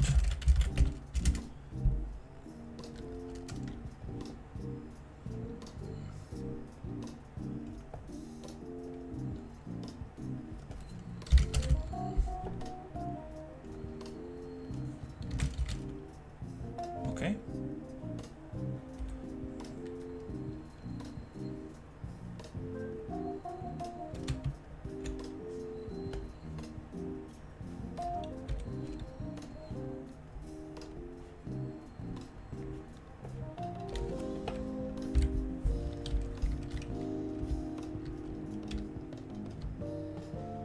There you go, it damages the raft. Nice.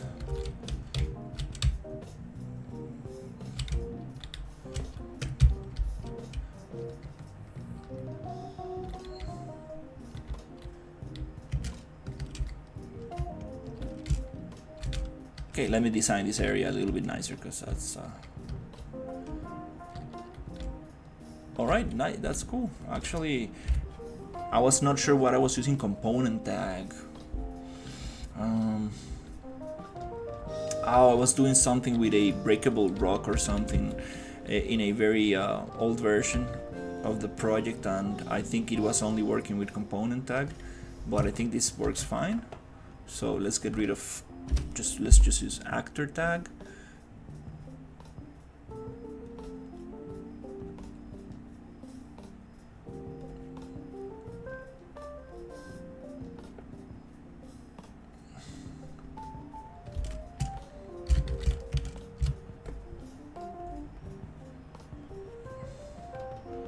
Okay.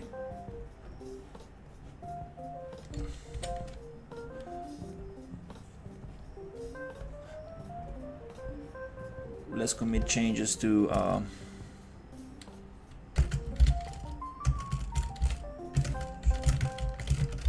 on actor tag.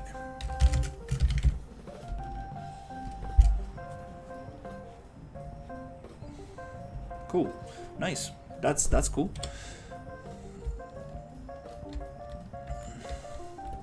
Okay, okay. Let's play a little bit with. Let's actually do something cool. Okay, let's say I want to.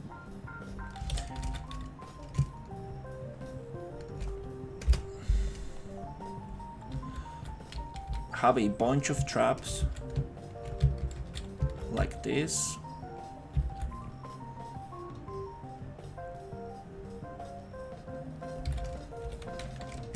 That you need to jump over.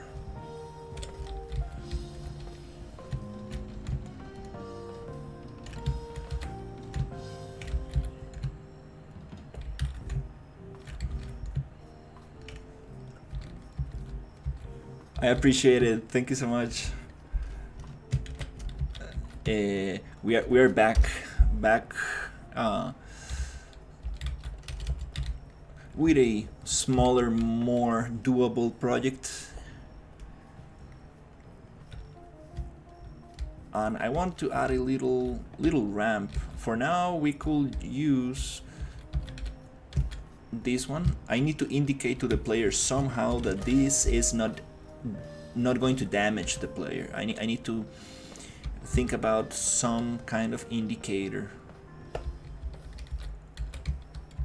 I could just use like some arrows, which is kind of like not the nicest way to do it.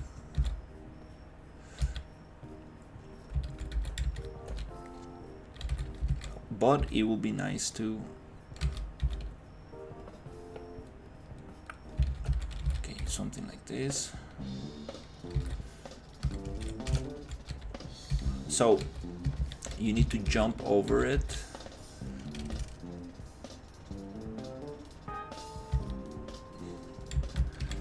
But there's going to be a crab walking around, and if you don't avoid that crab, you will lose speed and you will fall into the trap.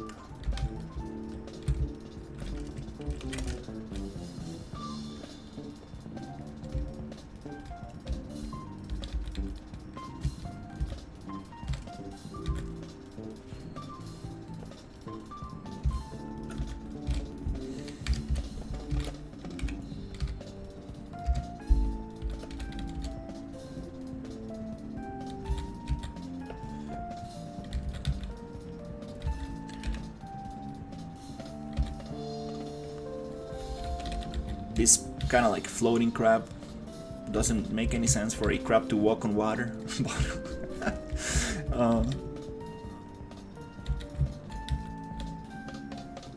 Okay, let's have this guy walking around. Another indicator for stuff that you can walk on is adding this repair wood on top of it.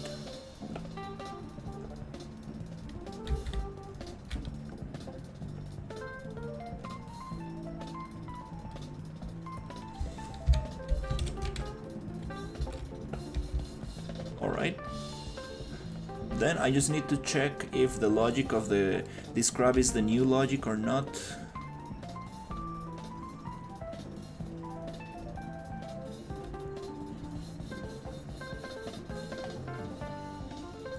I think it's not the new logic.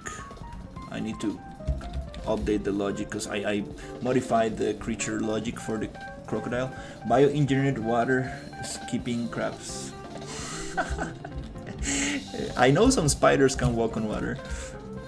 Actually, we do have some very scary spiders in Costa Rica, in the river. They're super flat and super fast and super scary because they're lightning fast. But they don't bite, so it's nice. Interpolation speed 0.1. Okay, let's change that logic because that's not exactly what I want. A wooden ramp. Yeah, I think we should probably use wood. That will be nice. Definitely can make it no issue. Let me double check how we are doing this.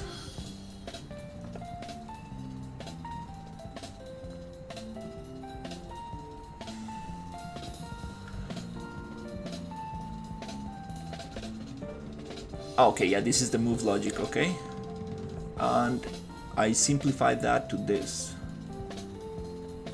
So let's see if we can actually get move side to side. Okay, add impulse in boat. So let's see if we can make that crab move a little bit nicer.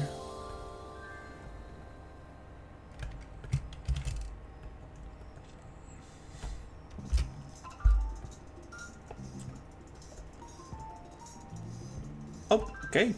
I think, yeah, we have all of this.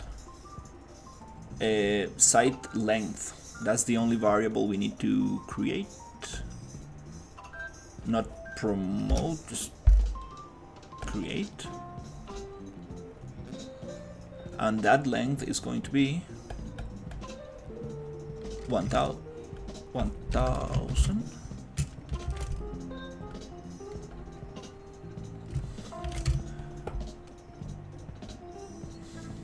And this simplifies all this crap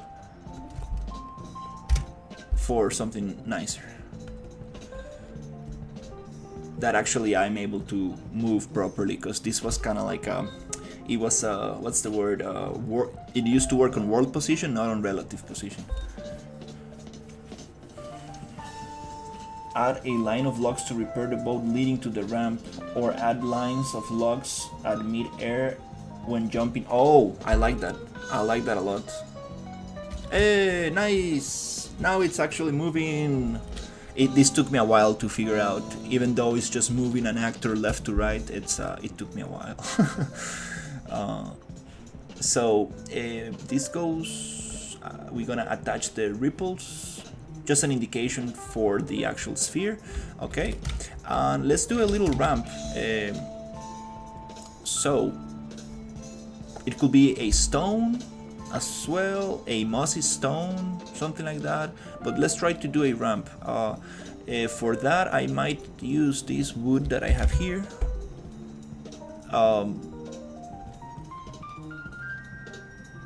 Wait.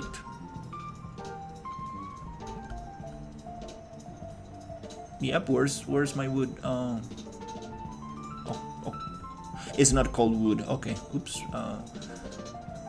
We could probably use. I'm not sure. Maybe something like this. Let's try this. Doesn't feel.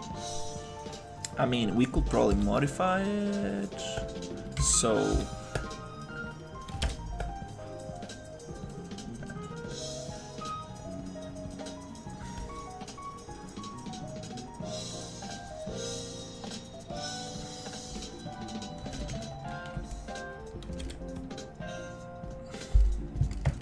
Let's make a copy.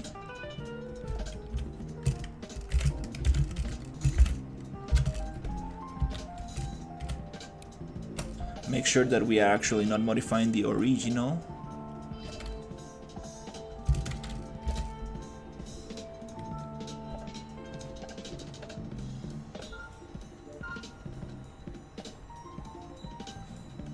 Generate polygroups, connect the trees. Model polyedit.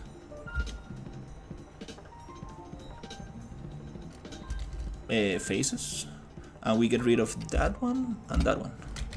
Now it looks a little bit more like a ramp. Sweet. Then we find this rotation, we add it there, then we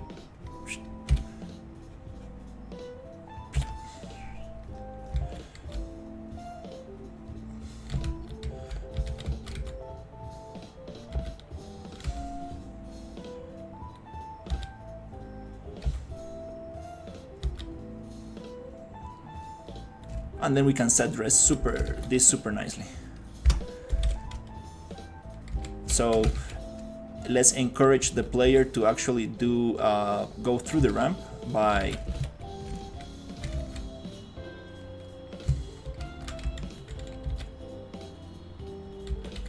adding this mystical floating wood. We're gonna have some tribal people in here. I'm actually very excited of like making this kind of like a little tribal people area.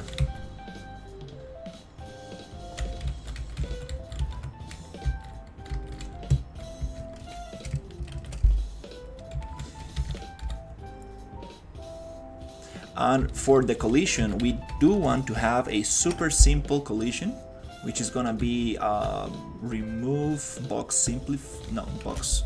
simplified collision.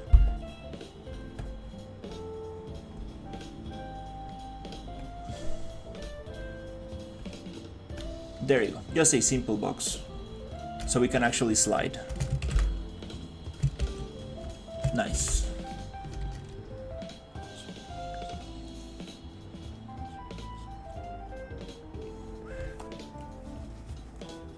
Also, as enticement to encourage the players, use the ramp to add a line of logs, or add the lines of logs in mid-air, try having a spike side in the river, I mean the spike side of the ramp. Maybe on the blank spot next to the river you can add primitive huts and tribe people stuff in the background.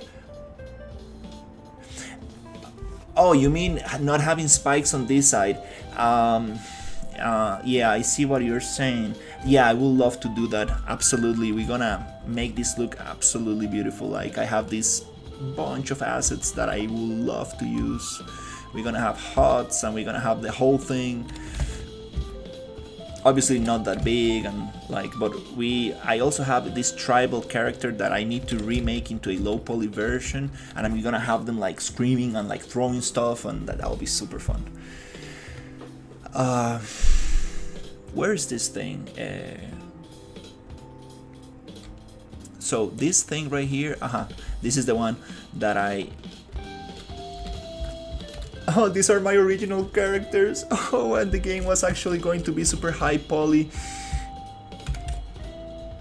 I miss these guys so much. Oh my god. Oh, I miss this. This is the original character. Oh my god, I miss this. I need to do a devlog to show the whole process of the game. What it... Oh my god, I'm so nostalgic. But yeah, we're gonna make this into low poly characters, and it's gonna be like... That's a little bit disrespectful to any indigenous people out there, but we're gonna have some cool stuff happening there. I mean, there's still tribes in today's world that won't allow for any human contact. So I mean, also it's a little bit dangerous, because if you know, give them any kind of like, it's a biohazard, right? Like if you introduce some kind of like disease or fever or any kind of you know, stuff from the modern world, you might just wipe them out, which is not a smart thing to do. There's this tribe that I forgot the name. They live in an island, and if they see you coming nearby, you are done. They're gonna like throw a spear and arrows to you. So bad idea. Okay, so let's try to cut those spikes, which I don't think it's... I don't really think it's necessary.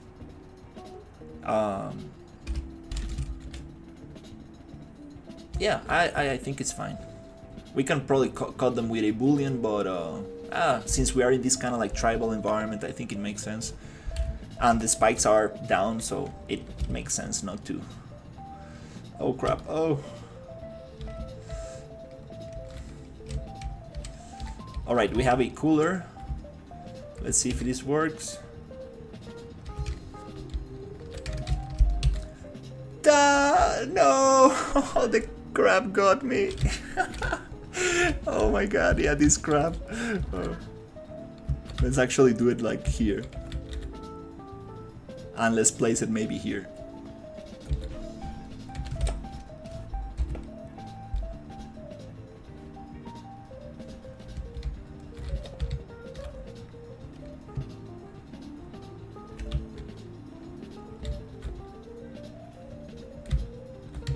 I need to take in consideration that this is actually a co-op game, and it's gonna be super tough for like doing this in co-op. So I need to make it easier than in single player. That's what I'm actually gonna do, a single player version of the map, which is gonna be way more difficult than the multiplayer one.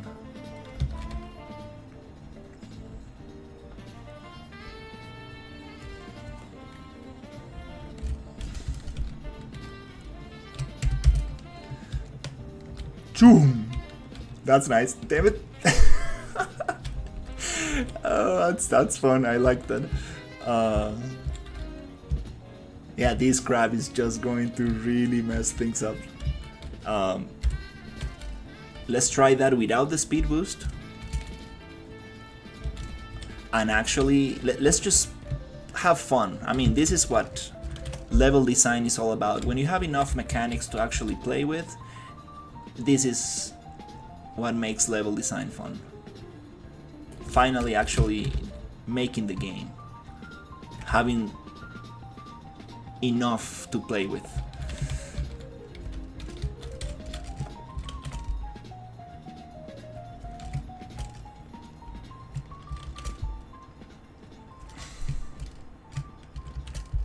This might be a little bit too crazy.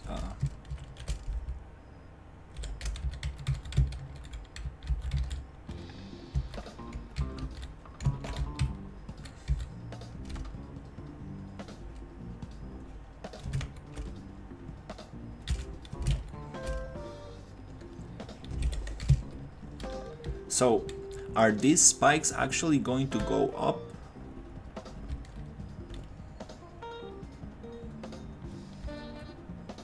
Oh my god, yes. Oof. Okay, I guess we can probably make the ramp a little bit less steep and push it like that. And let's try this without the speed bump. The speed boost. Let's see.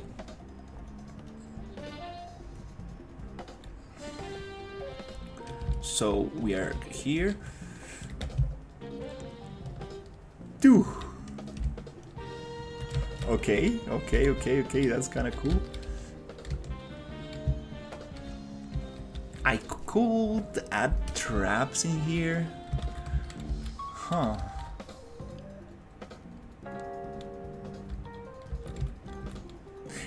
I mean, there's so many possibilities.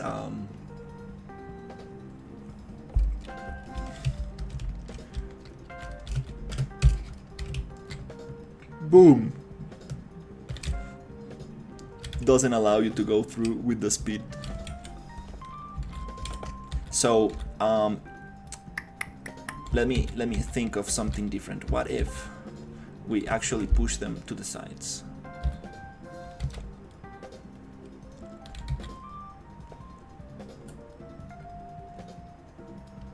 This is being very mean. It's like, oh my god.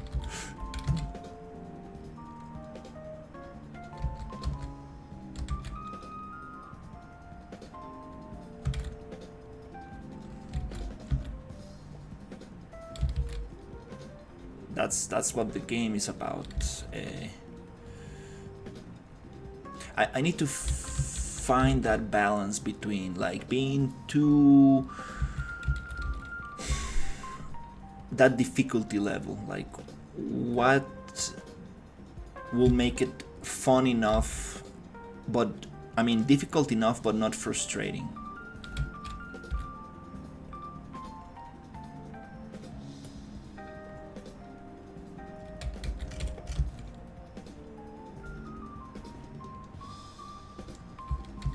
I guess these floating ones don't really make sense anymore.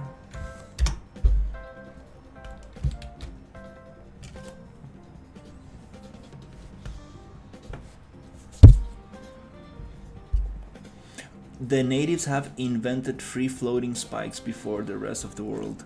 Oh yeah, I mean they got the technology from the crabs. They realized that that if you put the this crab oil on the wood, it will start floating. I mean, definitely, I want to have some kind of like voodoo magic. What's the word? Some voodoo magic.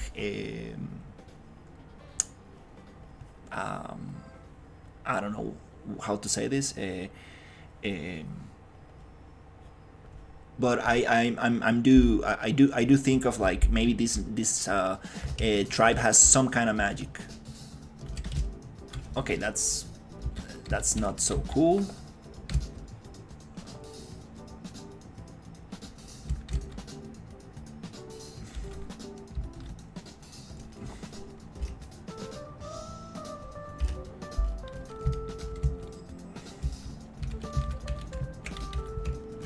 I think I was overcomplicating things.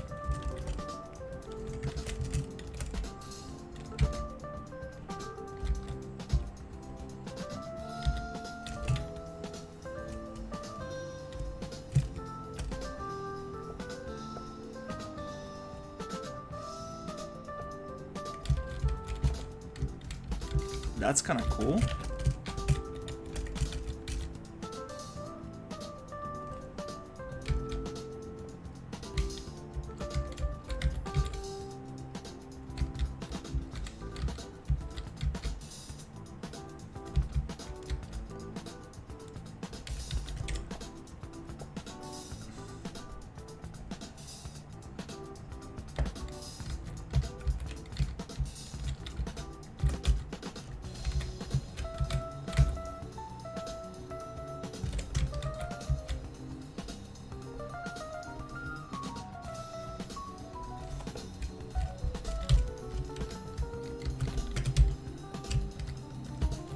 Ooh, the speed boost is so fun. Oh my god. Yeah, that's definitely we don't need that there. Yeah, actually, yeah. This was just from the previous level. I was like, let's just throw it there, and then I will start actually placing stuff.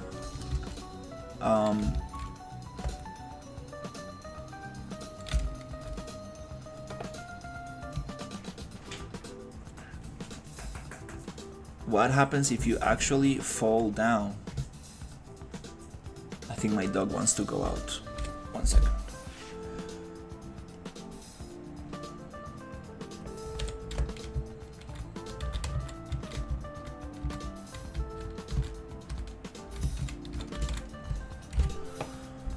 I'll be right back.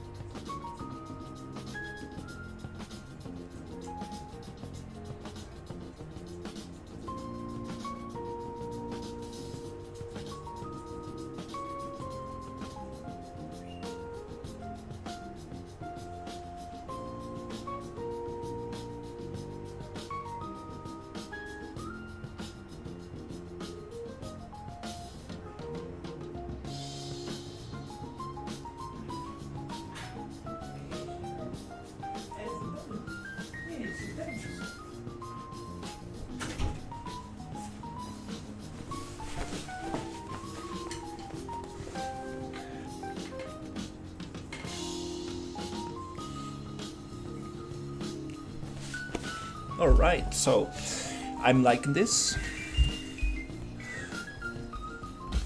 I'm liking this.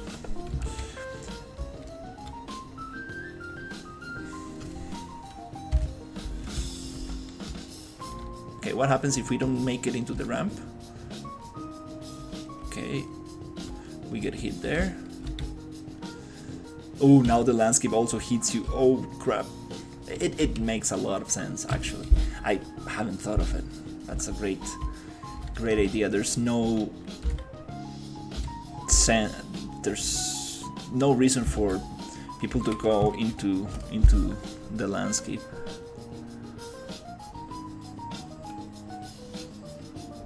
I do want to have ramps and all that cool stuff.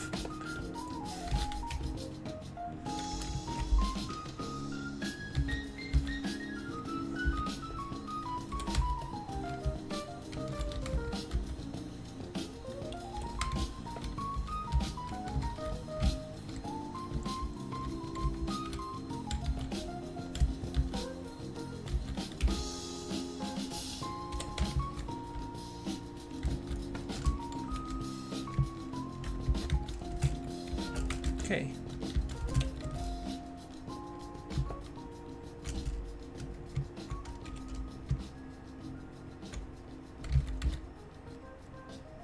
Something like this.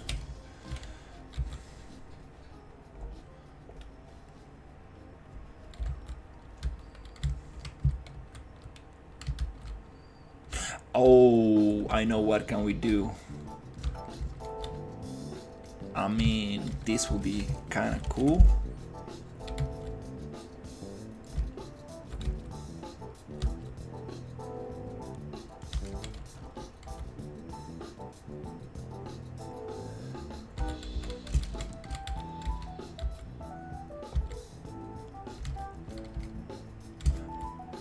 Might be a little bit too much.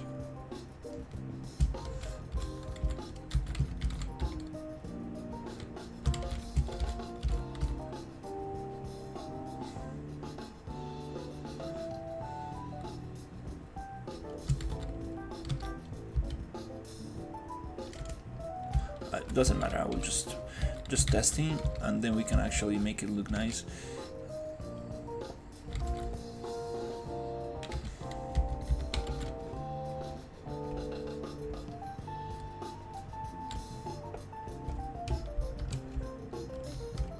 That I like that. Oh.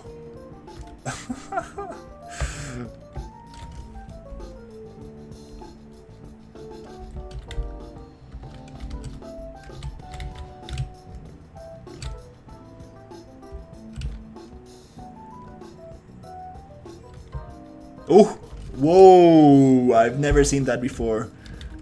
That's super fun. Like, I went underwater, evaded one obstacle, and then it pushed me out and it went over the obstacle. That was, I mean, it's on nice. That's the good thing about streaming. It's on the video. That's super awesome. Those kind of things, that's why water physics makes this game so nice. Like you don't know what's going to happen. That gives it a lot of replayability. I mean, physics is just so fun. It's always nice to have physics. Just changes every time. Whoop. No.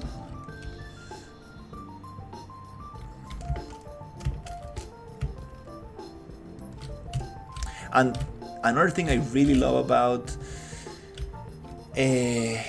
being able to go backwards is that you can go backward, one paddle forward, another backwards, and you can spin very quick. So you can do sharp turns if you want to. I like that a lot.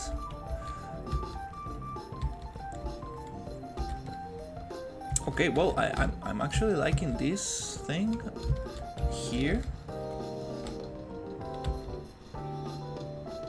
Yeah, if you don't make it through the ramp, you're gonna be in trouble. Absolutely.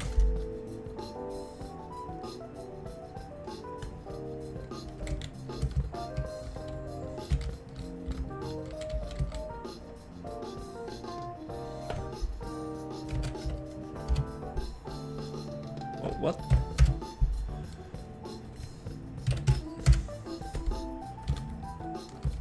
Actually, it can just be like that.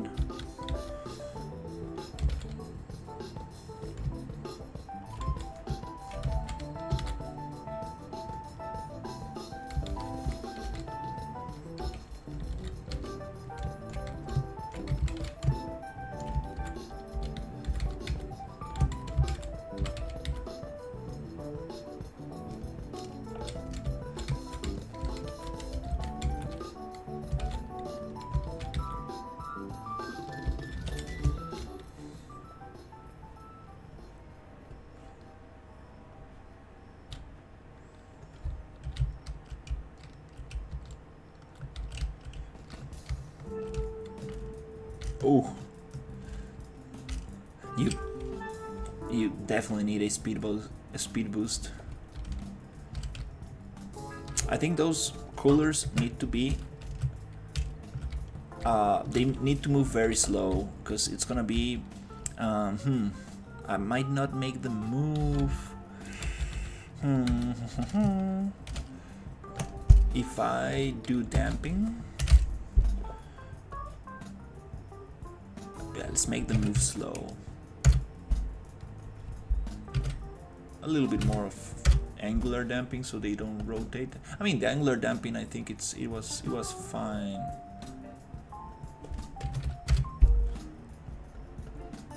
Just linear damping so they go slower. On the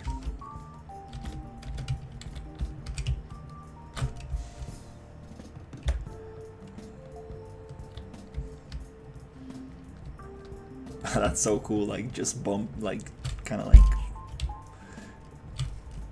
bouncing out of the water. I really like that.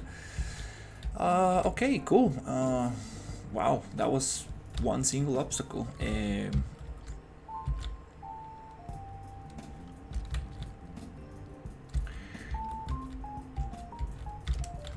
Yeah, let's just get creative. Let's just go with it.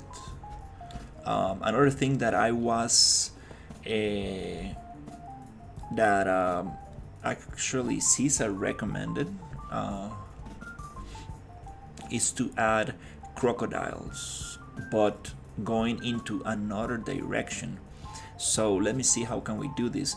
This goes to direction Y, so we need to make them direction X. It will be so nice to make it here somehow, so I can have a switch that switches from X to Y.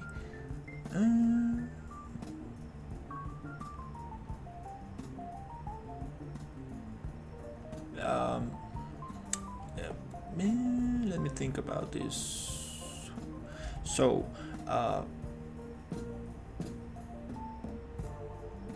it might be just as simple as adding a boolean that still goes from false.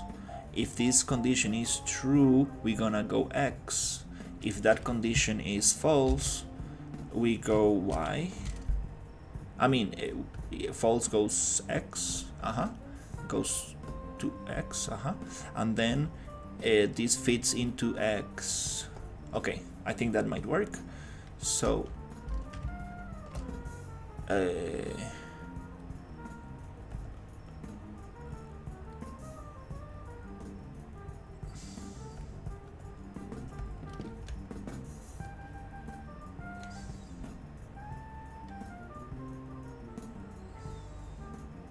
let's push it here, and the condition is going to be just a single click, which is gonna be named the direction, maybe.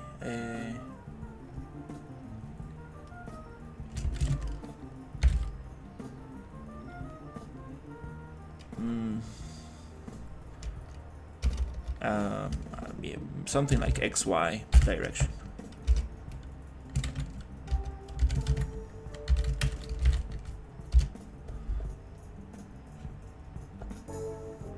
Okay, so if then we're gonna expose that thing so we can actually have access to it.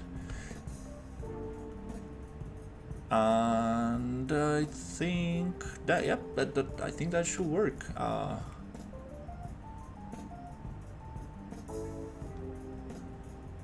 So true Y, false X. So let's actually name this YX.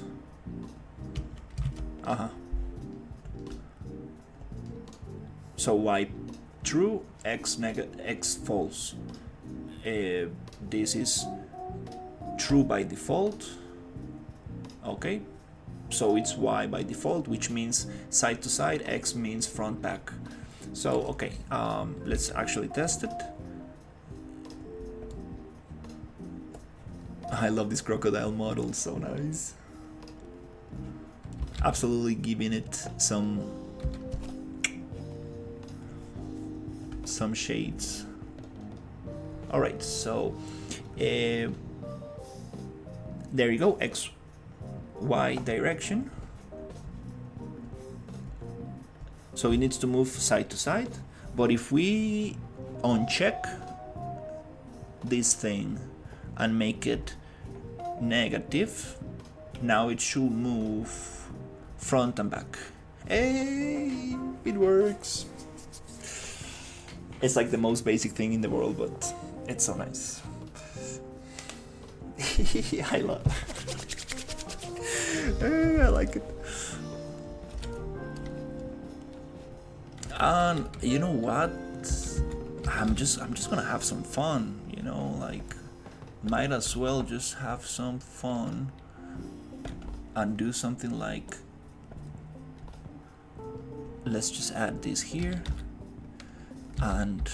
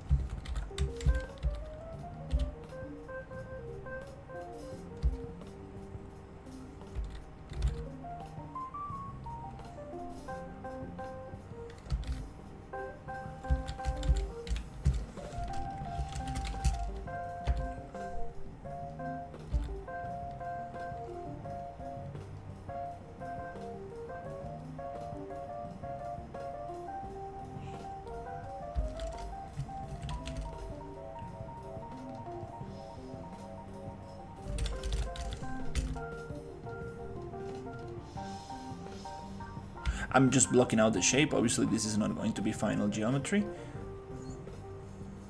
but it will be very cool if we can actually add some shades to the crocodile.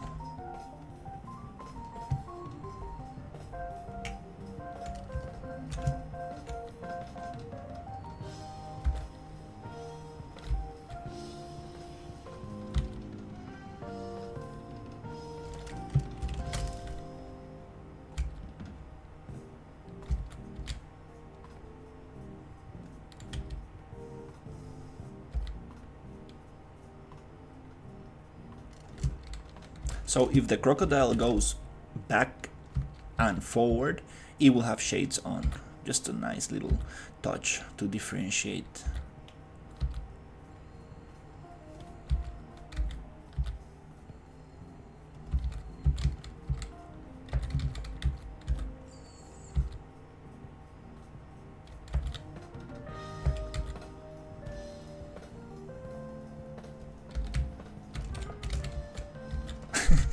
Okay. I really like it.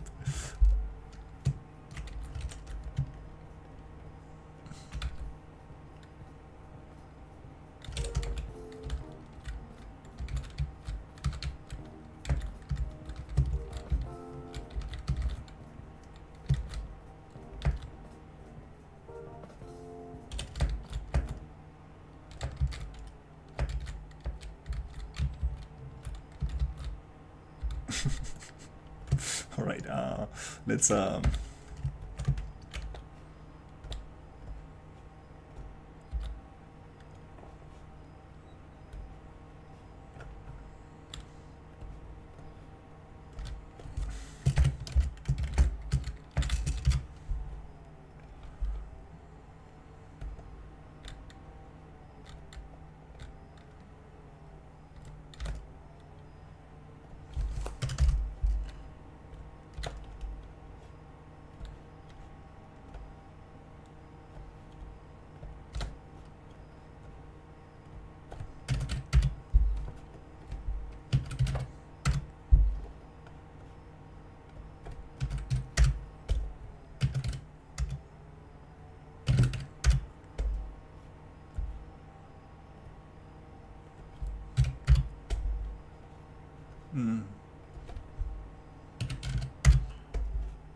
Something like that.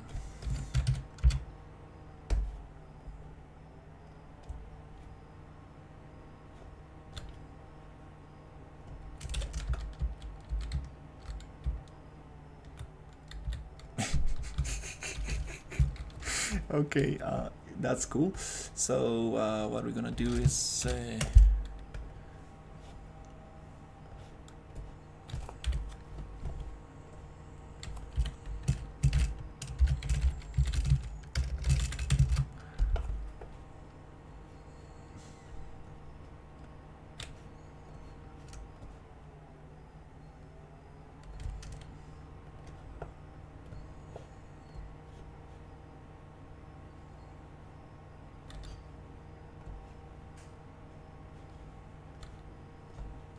we're gonna add these shades.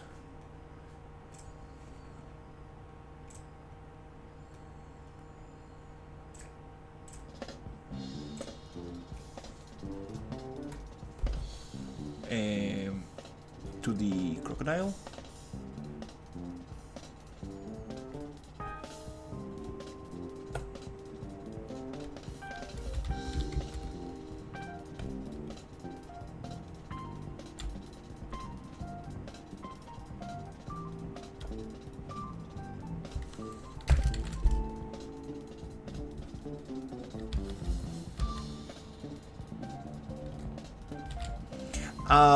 I'm just messing around. I've been working very hard these days, and I'm like, let's just add some stuff to have fun. This is just me messing with the crocodile a little bit. The practical reason for this is to differentiate the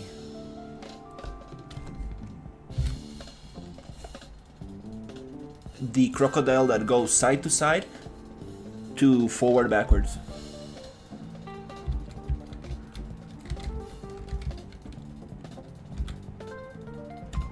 No, I'm not bored. I'm just I don't know.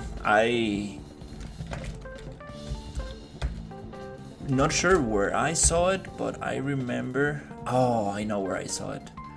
Yeah, there's this very famous kind of like chips in Costa Rica, and the logo is a crocodile, and it has glasses. So I thought it would be nice to actually add glasses to it.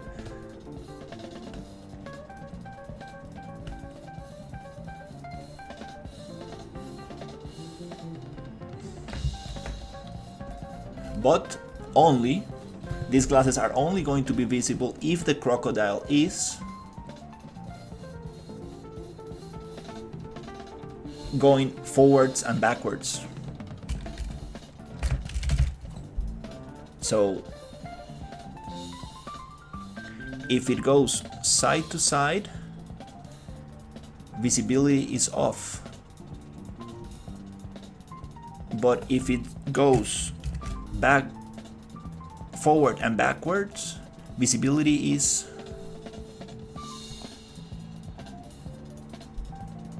on. It's on, then it's off. I'm a little confused with this. We can actually just do it with this.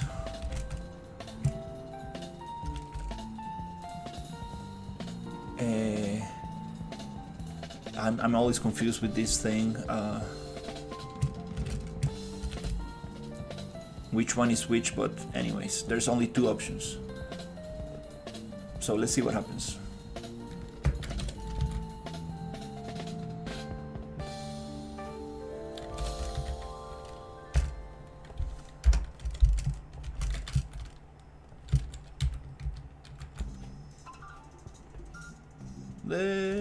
We can definitely change the material a little bit, it's too shiny, but let's see. Oh, it's the other way around.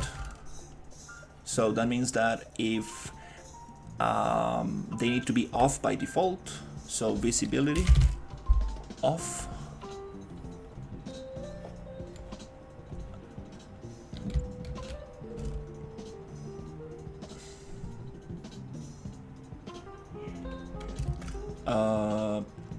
Okay.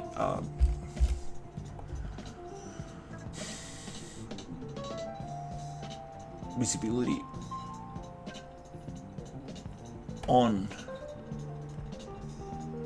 I guess it's like this. So if we play, there you go. It has the glasses. Now, if we tell the crocodile go side to side, it should not have the glasses. Hey, we got it. Cool.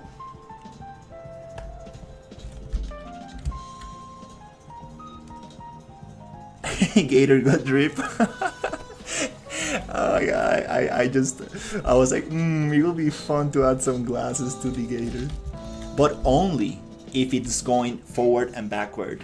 It's like, I'm gonna get you. I'm a different type of crocodile. I'm not your typical side-to-side crocodile. Now let's just very quickly change the material code. That just doesn't feel right. It's too reflective. Yeah, that doesn't look like, doesn't look right to me. Just gonna give it a quick. Is it roughness? So one. Oh, okay, that looks better. That's it. I mean, it was too shiny.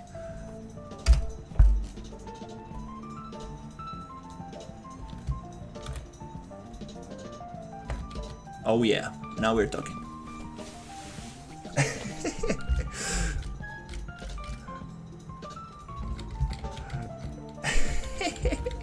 Oh, that's so funny.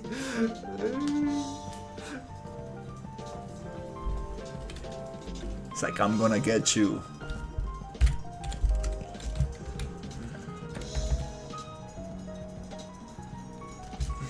Okay, cool. So let's have a little bit of fun here.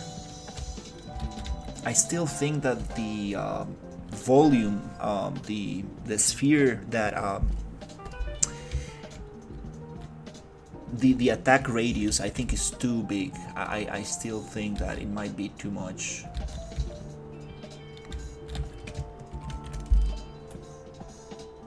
I think I need to make it smaller. Because with the water current, everything changes with the water current. It really makes it...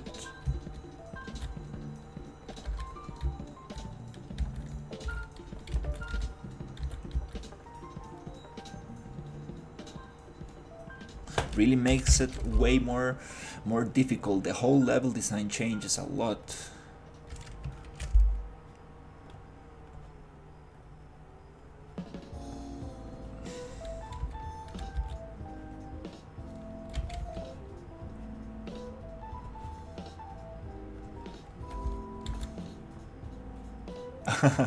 I appreciate it.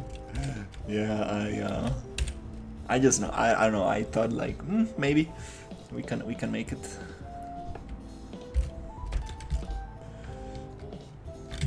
Ooh, I don't know why that drops like that. Boom. Dude, it's so, damn it, dude. It's so hard to go through it. Ooh.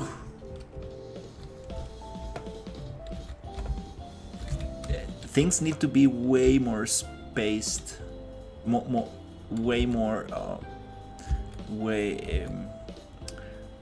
separated, because you're going way faster now. I still want to have an area which is going to be more of a swamp, very slow waters, but I kind of like this, the being able to go fast.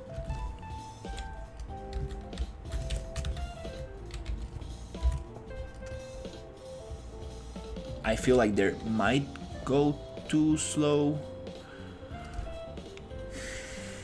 Side length, push force, interp speed, 0.2, is that gonna make it faster? I guess 0.5. Is that gonna be faster? Yes. If I do 1, no, it's.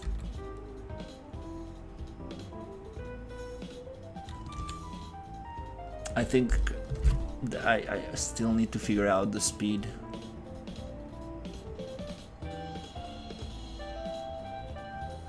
Yes,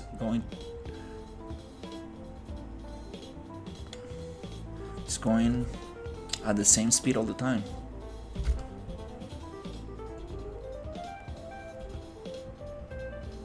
I think this is not doing anything. I think this is an old variable that's actually not doing anything.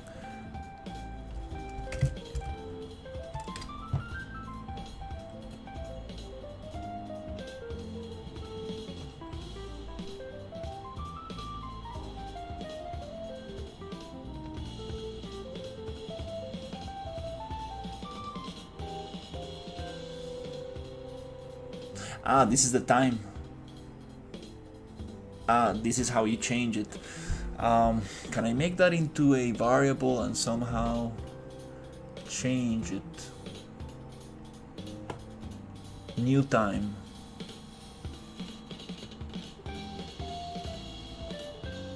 New.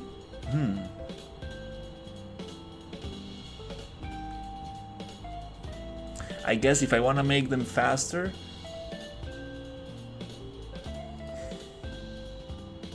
it needs to be more like 6 seconds, 3 and 6. Now they're gonna go faster. Yeah. I need to make that so I can like modify it easily.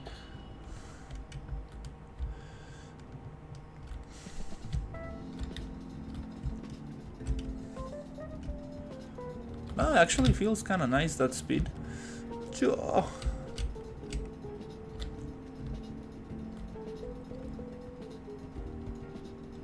You cannot really go backwards. No, the current doesn't let you. I think that's the perfect current. I don't want to don't want the player to be able to go backwards. Okay. Again, I'm just thinking about the environment. I'm like, oh my god, I need to do some level design, and I'm like, oh, let's just make it look beautiful, which is also important. But now what I really need is a just level design. Just gonna put 2 rocks and continue.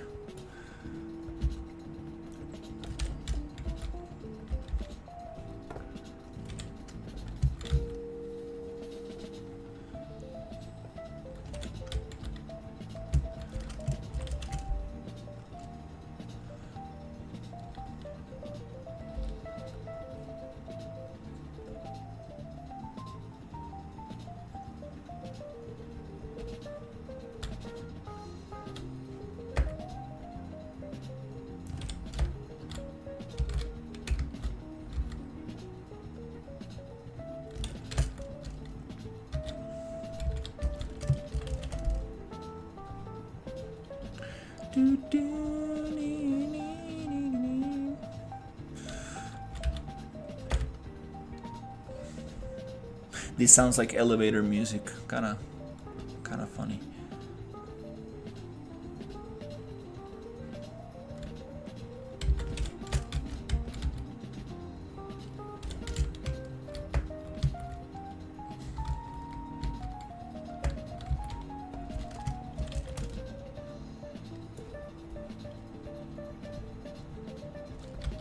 Jesus, okay. Oof, wow, that's big.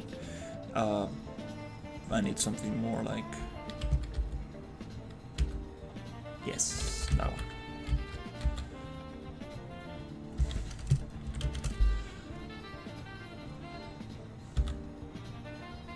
I really love this transition between like the rain and the sun. So cool.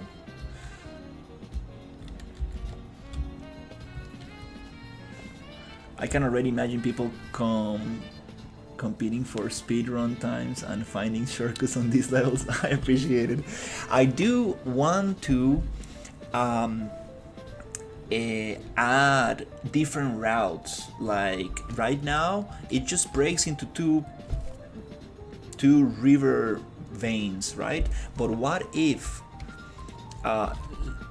Thank you for the comment, because that actually sparked an idea that I had yesterday, and I was like, what if we get a little hollow trunk like this, like a little piece of wood that you can go through, which I've done this before. But what if, let's say, we set it somewhere here, and it's something like is it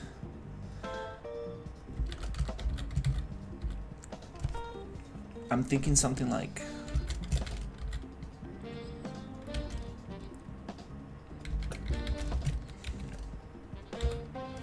I also want some Donkey Kong music for this game. That would be so cool. I want something like another path that you can take. So let's say there's a little, and I can get very creative with what assets I'm gonna use and how I'm going to integrate this into the environment. It could be just a rock with the shape of a ramp. I just need to communicate to the player that that's a ramp. That's probably my most difficult challenge right now. It's how do I tell it what's going to damage the player and what's not going to damage. So I was thinking maybe we can paint it with some kind of moss or something, mossy color or something like that. But what if there's this kind of like side ramp here, something like that. It doesn't need to be this mesh, it could be something more like natural. And then you go into another thing,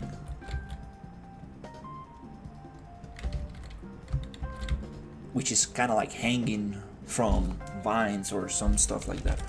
And then you go into here, boom,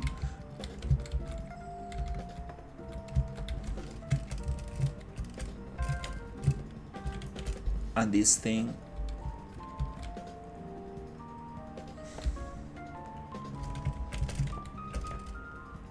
kind of like goes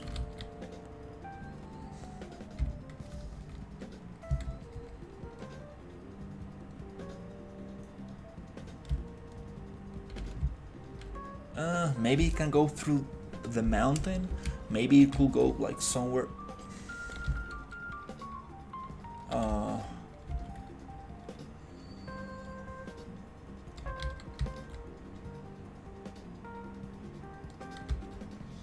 I don't know.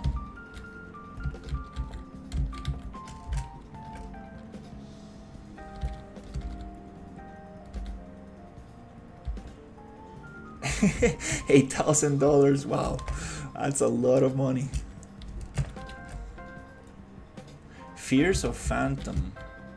Fathom. I'm not sure if I'm pronouncing that right. Let me look that game up, because I never did.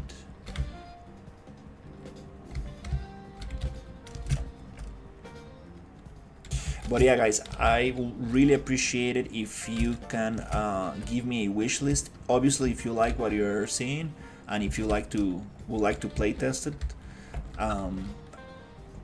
it will mean a lot to me. I'm gonna share the link, and also I want to see how many wish lists we have. I need to stop looking at the wish list. Oh my god. But I'm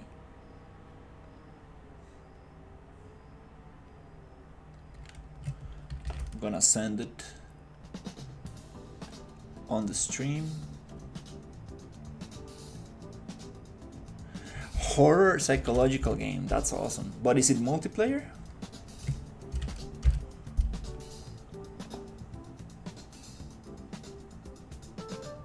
Let me look it up. Fears of Fathom. Oh wow. I like that. Oh wait. I think I've seen this. No. I think I'm confusing it with another game. I love this kind of like PlayStation 1 graphics. It's so cool. I do want to make a game like that in the future, definitely. Like low poly but with texture. I like that.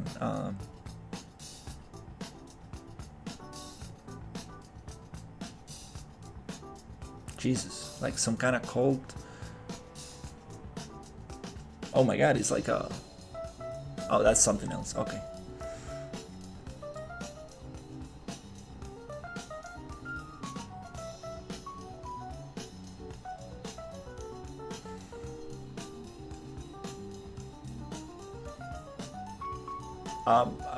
Why is it on Japanese?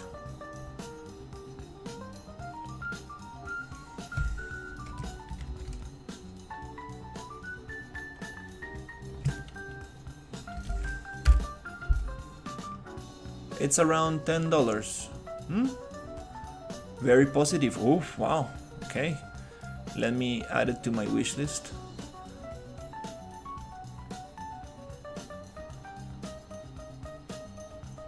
Seems very cool. Yeah, I like the aesthetic. Definitely gonna check it out.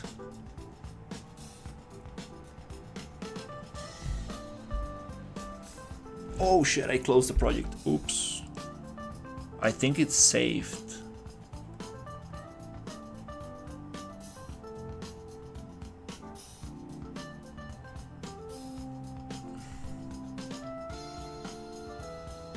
Oh, so many projects. Oh my god, I need to push them.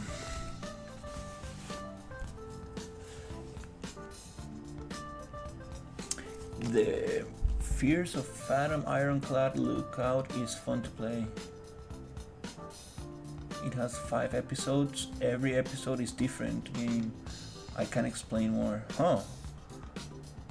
It's based on IRL's events. You will play as someone who encountered the event in the real life.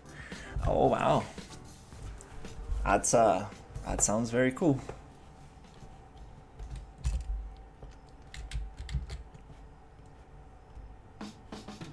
That sounds very cool. Reminds me of a game, I think it's a Japanese game where you go and rent an apartment and very weird stuff starts happening, and then you realize that this how do you say it, the guy responsible for taking care of this apartment, like the manager, let's say, something like that, it's doing some weird stuff, kind of like the same kind of like low poly textured style. Very, very cool.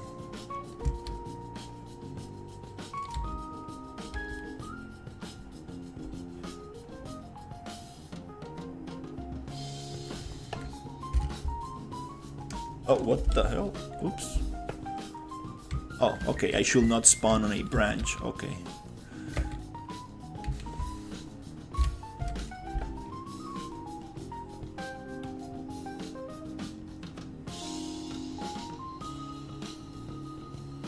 Has a pink PC in it, and you play as a streamer. No, there's no pink PC.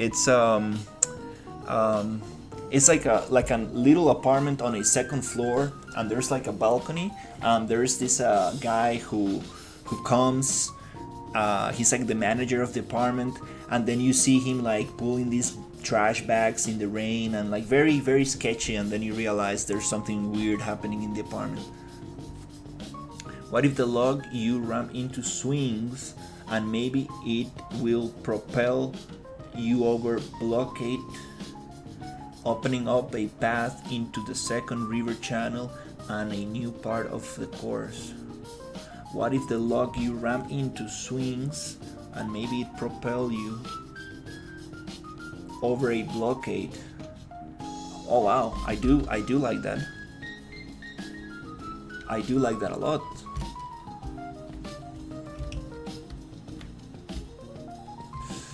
Ooh, yeah, oh shit. There's not enough power to go through it.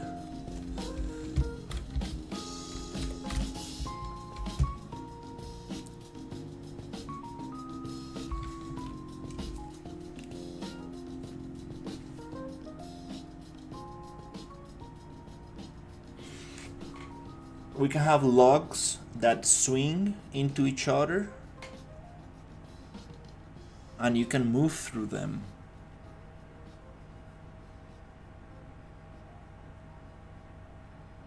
It will be very cool for them to give you a speed boost so you can jump on it. That will be super awesome. Let's try something. I think I have the logic for it. I think we can make it swing, no issue. I'm not sure about the propelling thing, but I think we can also do it with some kind of like volume, overlapping volume.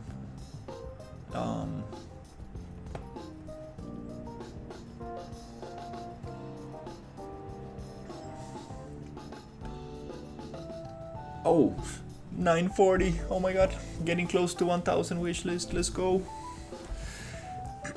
6 people wishlisted on a Mac. I'm not sure about that. And 7 people deleted the wishlist, which is totally normal.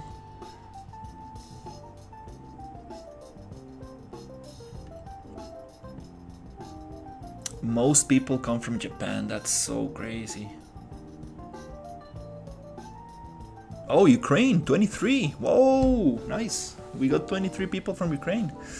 Canada, 22. Poland, 22. 250 from other countries. I wish it will tell me what countries they are. Argentina, France, Brazil. Wow, a lot of people from Brazil. That's cool. Okay, I need to stop looking at this wish list. Oh my god, it's so distracting. Anyways, so what we're gonna do is find the pendulum thing. I want to make this area kind of like dark and have some fire and have some fog in here. That'll be cool. Pendulum. Okay, it's somewhere here. There you go. So we're gonna use this logic. So we're gonna copy that thing and we're gonna use it for the log. So how is this gonna work? We're gonna add it somewhere here. Okay, and this thing is gonna go like this, meaning that it needs to be looking down like this, something like that, and then it's gonna, let's say something like this. Okay.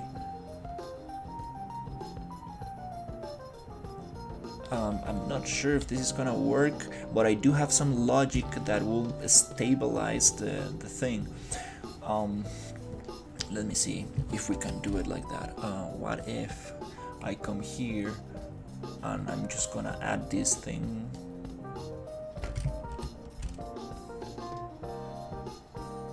here.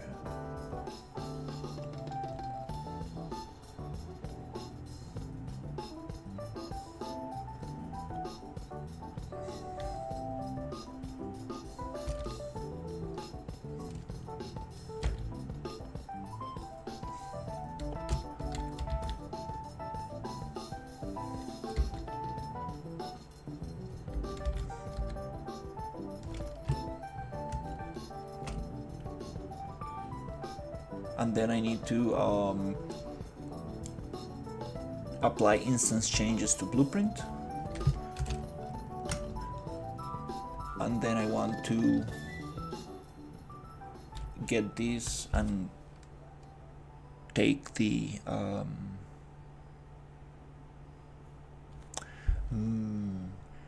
static mesh and make it null, so just clear the reference. Take the tag off, there's no need for a tag here, it's not gonna damage the player. And yeah, let's see. Ooh. Oops, not like that.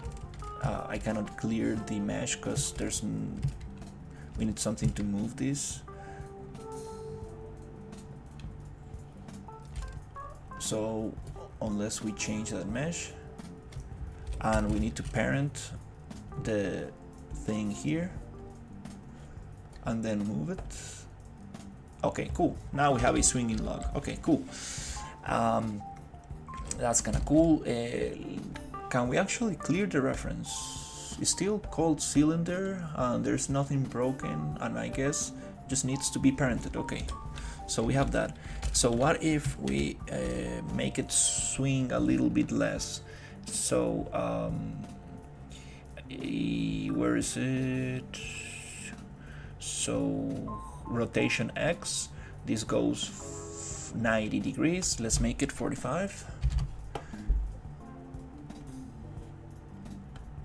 And it should be like this. It's a little bit too much.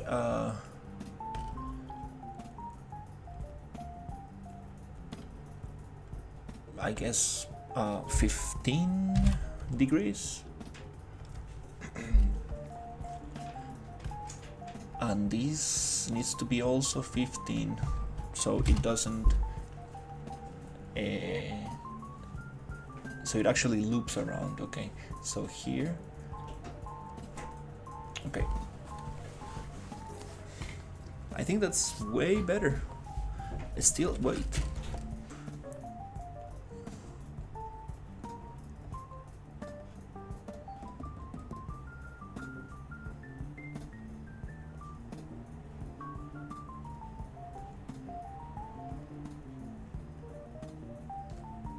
okay.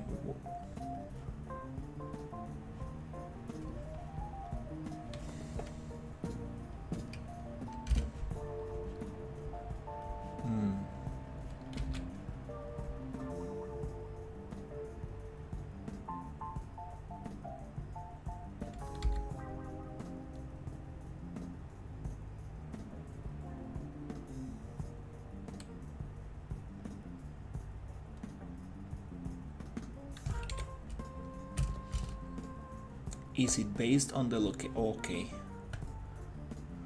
And the rotation, it's fine.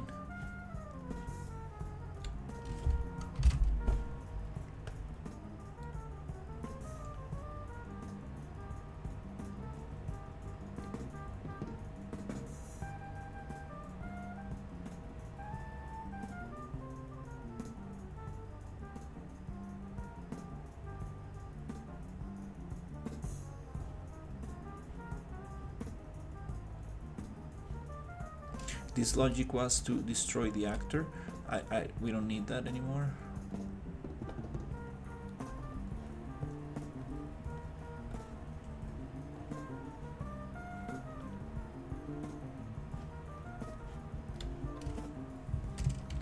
This one goes here. Wait.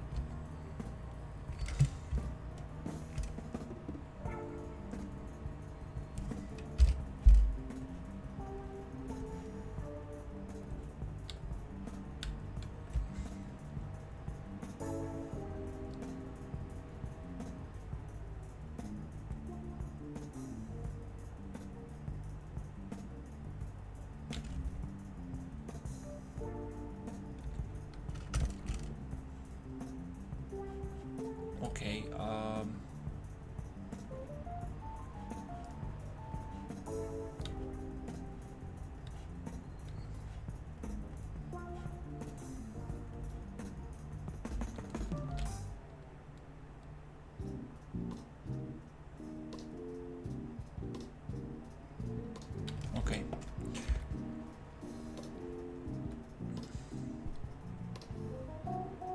does need to be down. So the angle it's different. Something like this.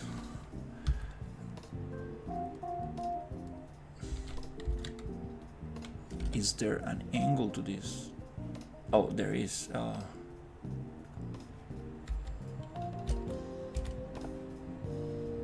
So I want to just put it like this.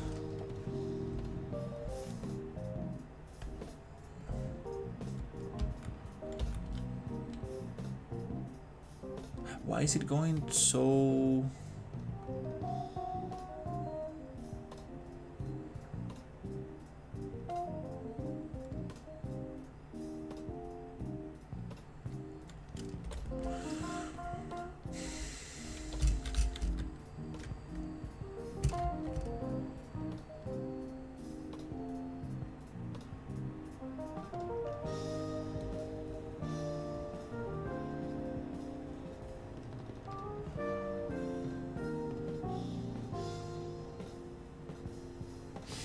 Why is it going so much like that?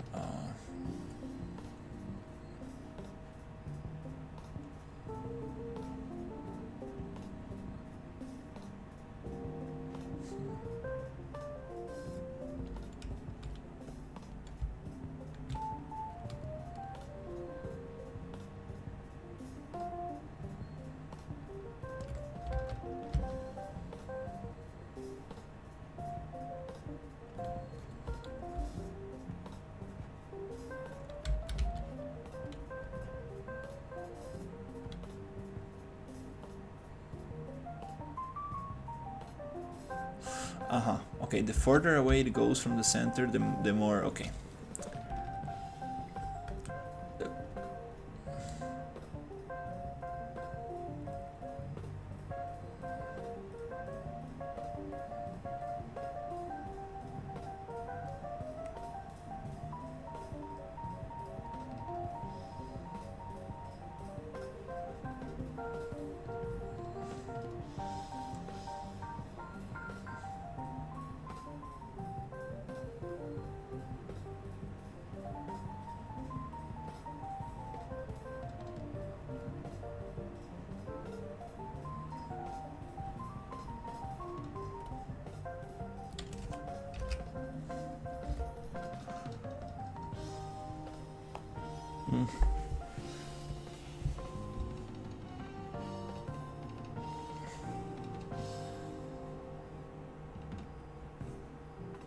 Minus 90, there's the thing. Why are you going minus 90? Oh, okay, oops. I didn't see that. Minus 15.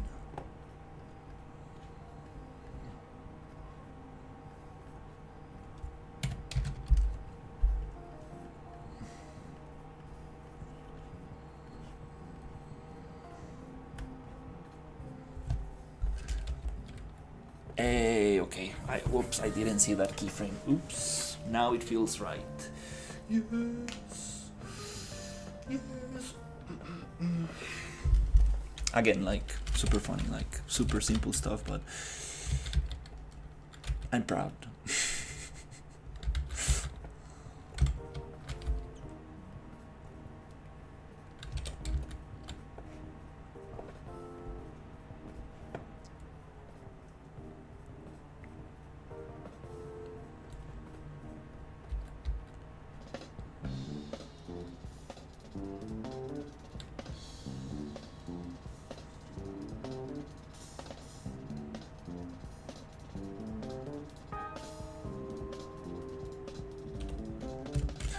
We can probably play a little bit more, like 30.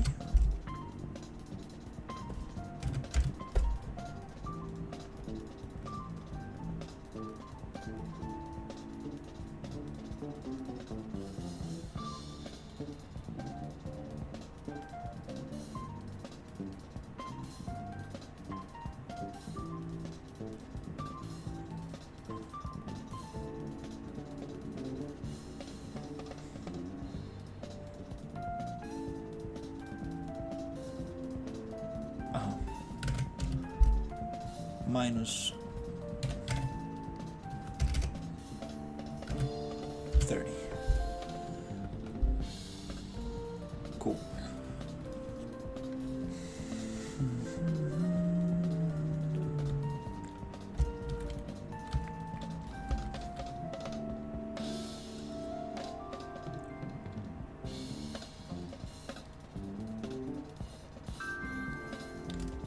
Wow, this is kind of crazy. I'm not sure if this is gonna work.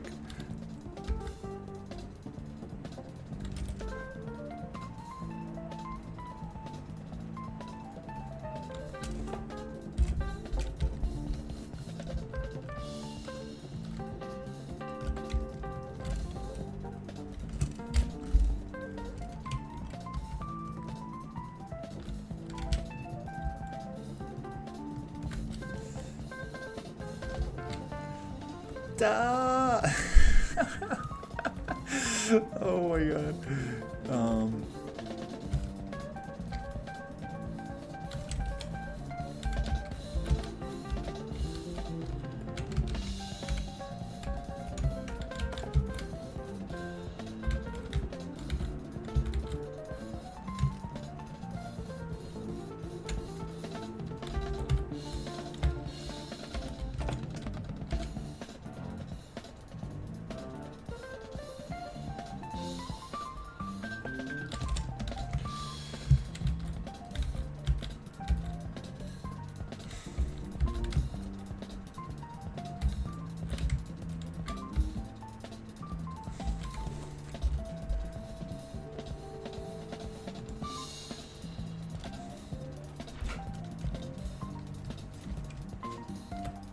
Le digo, papi, vamos a picar algo por si quieres. Sí, sí, ya voy terminando aquí. Pura vida, Néstor. This is very cool, but I'm not sure if I'm gonna make it. Oh, it needs to go slower. I think that's the thing that will make it work. If we actually make it swing twice as slow.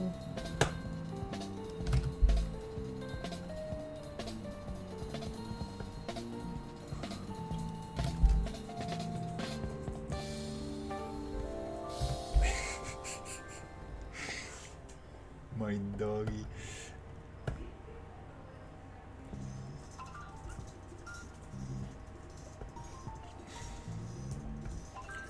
All right, let's see if this actually works. So, oh yeah, that's way better.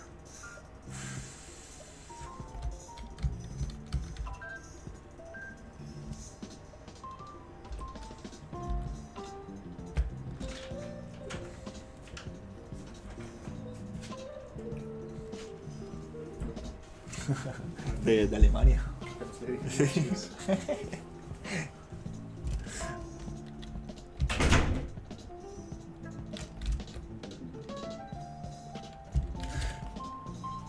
Alrighty. Okay, let's try to go through this log. I might need a speed boost. Duh, I mean, not like that. Okay.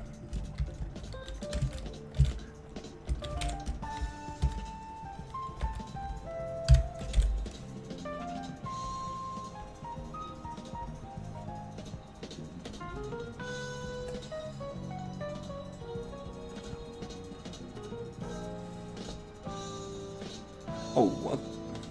That size is kind of crazy.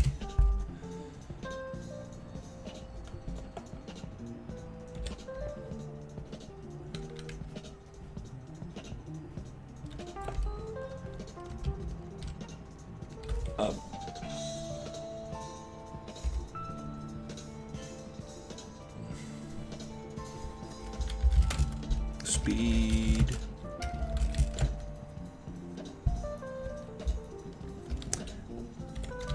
How do you call that thing?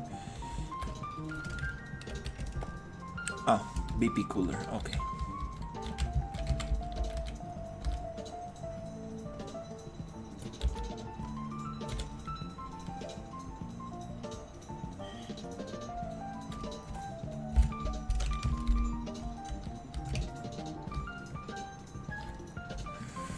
Let's go, get it. Ooh, ooh. Damn it. Okay, that was close.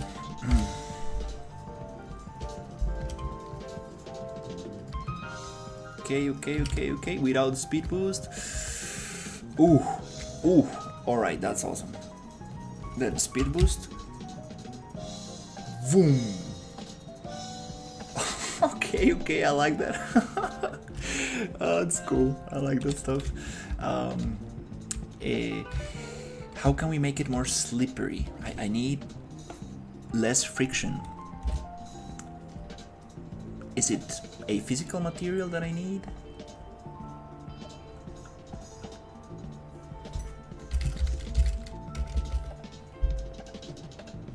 Physical material override.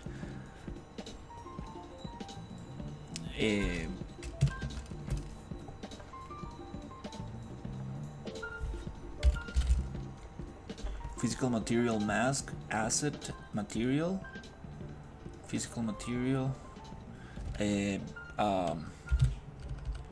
don't know. Slippery physical material.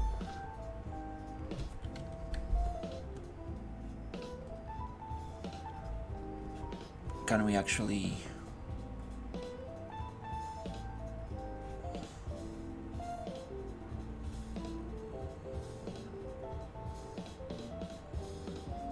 friction, can we actually make it 0 so it's super so it slides? Let's test this out.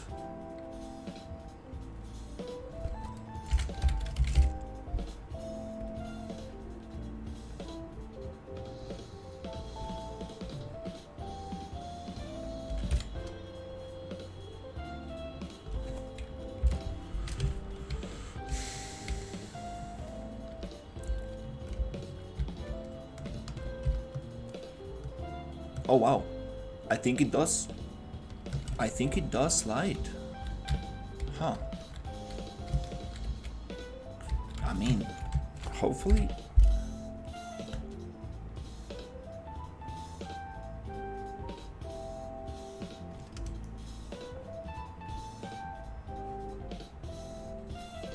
Is it me or it slides more? I'm not sure.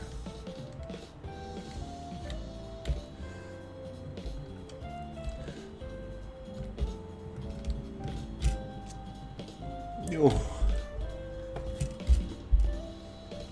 Is it? I think it does slide, and I'm losing a little bit of control. Yeah, it does slide a lot more, which I'm not sure. Maybe I'm going too crazy with this friction. Maybe 0.25. What's the default? 7. 0.25. We do need some kind of friction because it's just gonna.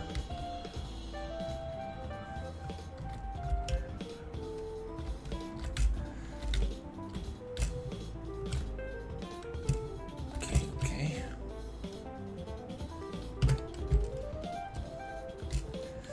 Oh, I got stopped by the other one. But okay. This is kind of fun. I kind of like this.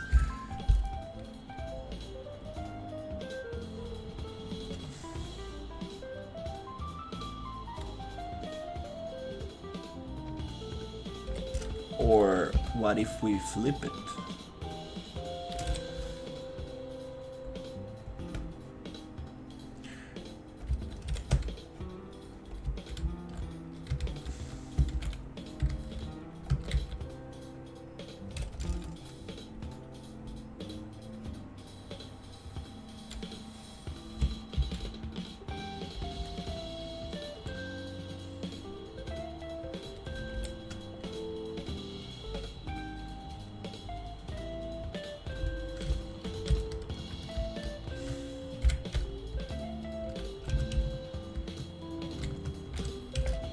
Oh, yeah, I need to model that trunk so it's a little bit easier to get in there. It's a little bit too spiky right now. I need something more. Oh. I'm not sure about this physical material on the ramp.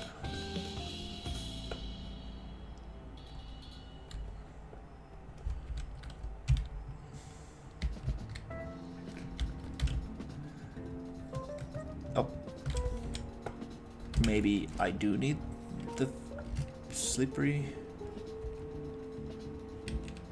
material on the ramp. It's just let's try something else. I'm gonna just add this little river thing.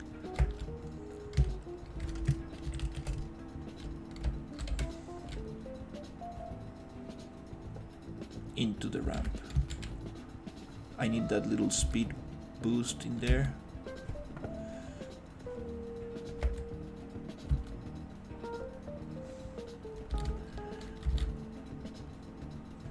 Yep, that makes a lot of sense. So we're gonna make it like river 14. So copy all properties, paste all properties,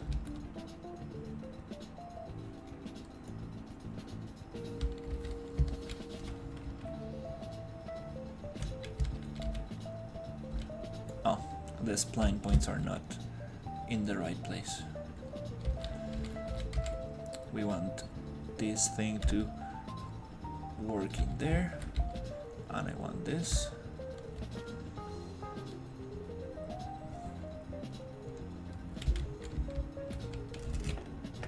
to be here. Poof.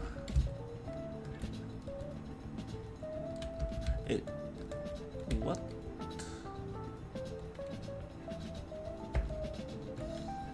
Oh, okay, let's. Don't crash, don't.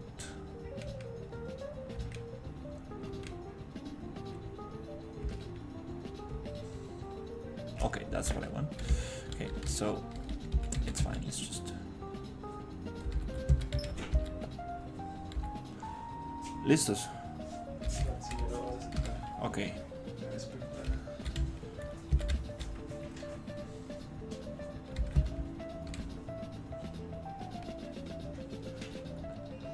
That's exactly what I need. Just a little bit here.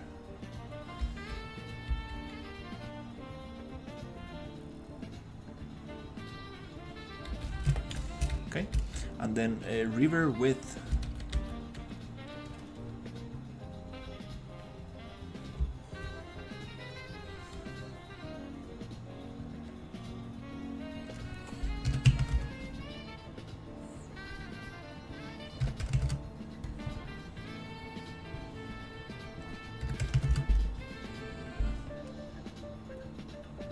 Alright, something like that. Yep. Something like that looks kind of nice. I mean, yeah.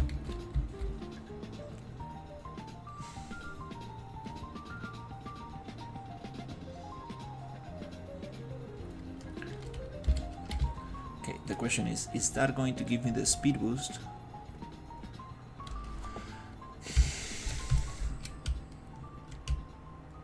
That I need for this? Ooh, okay, let's go. Let's go. No, too much.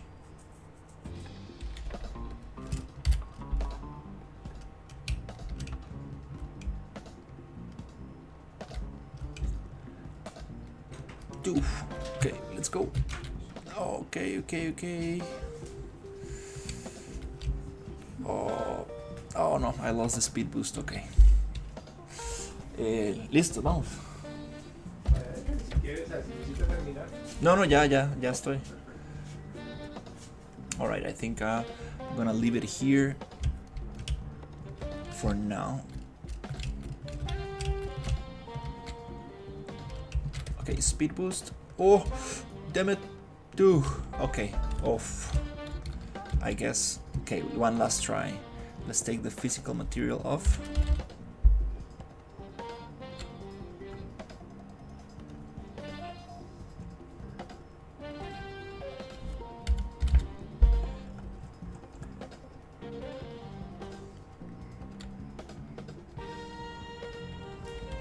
And see if that helps.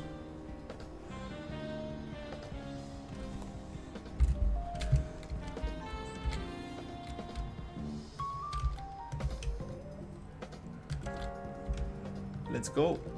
Oh, Jesus. Okay.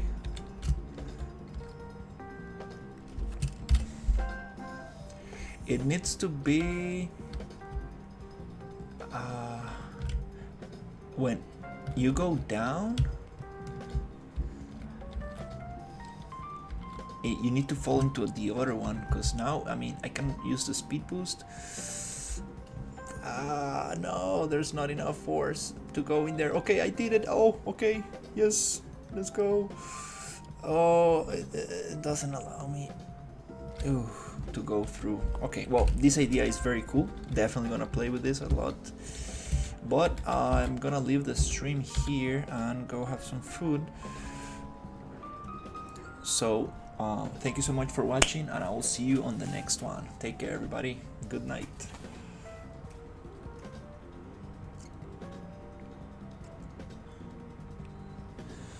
Maybe having it be a little challenging is good. If it boosts them forward a bit, it makes an alternative route and it's more interesting. Absolutely, I definitely want some stuff like this.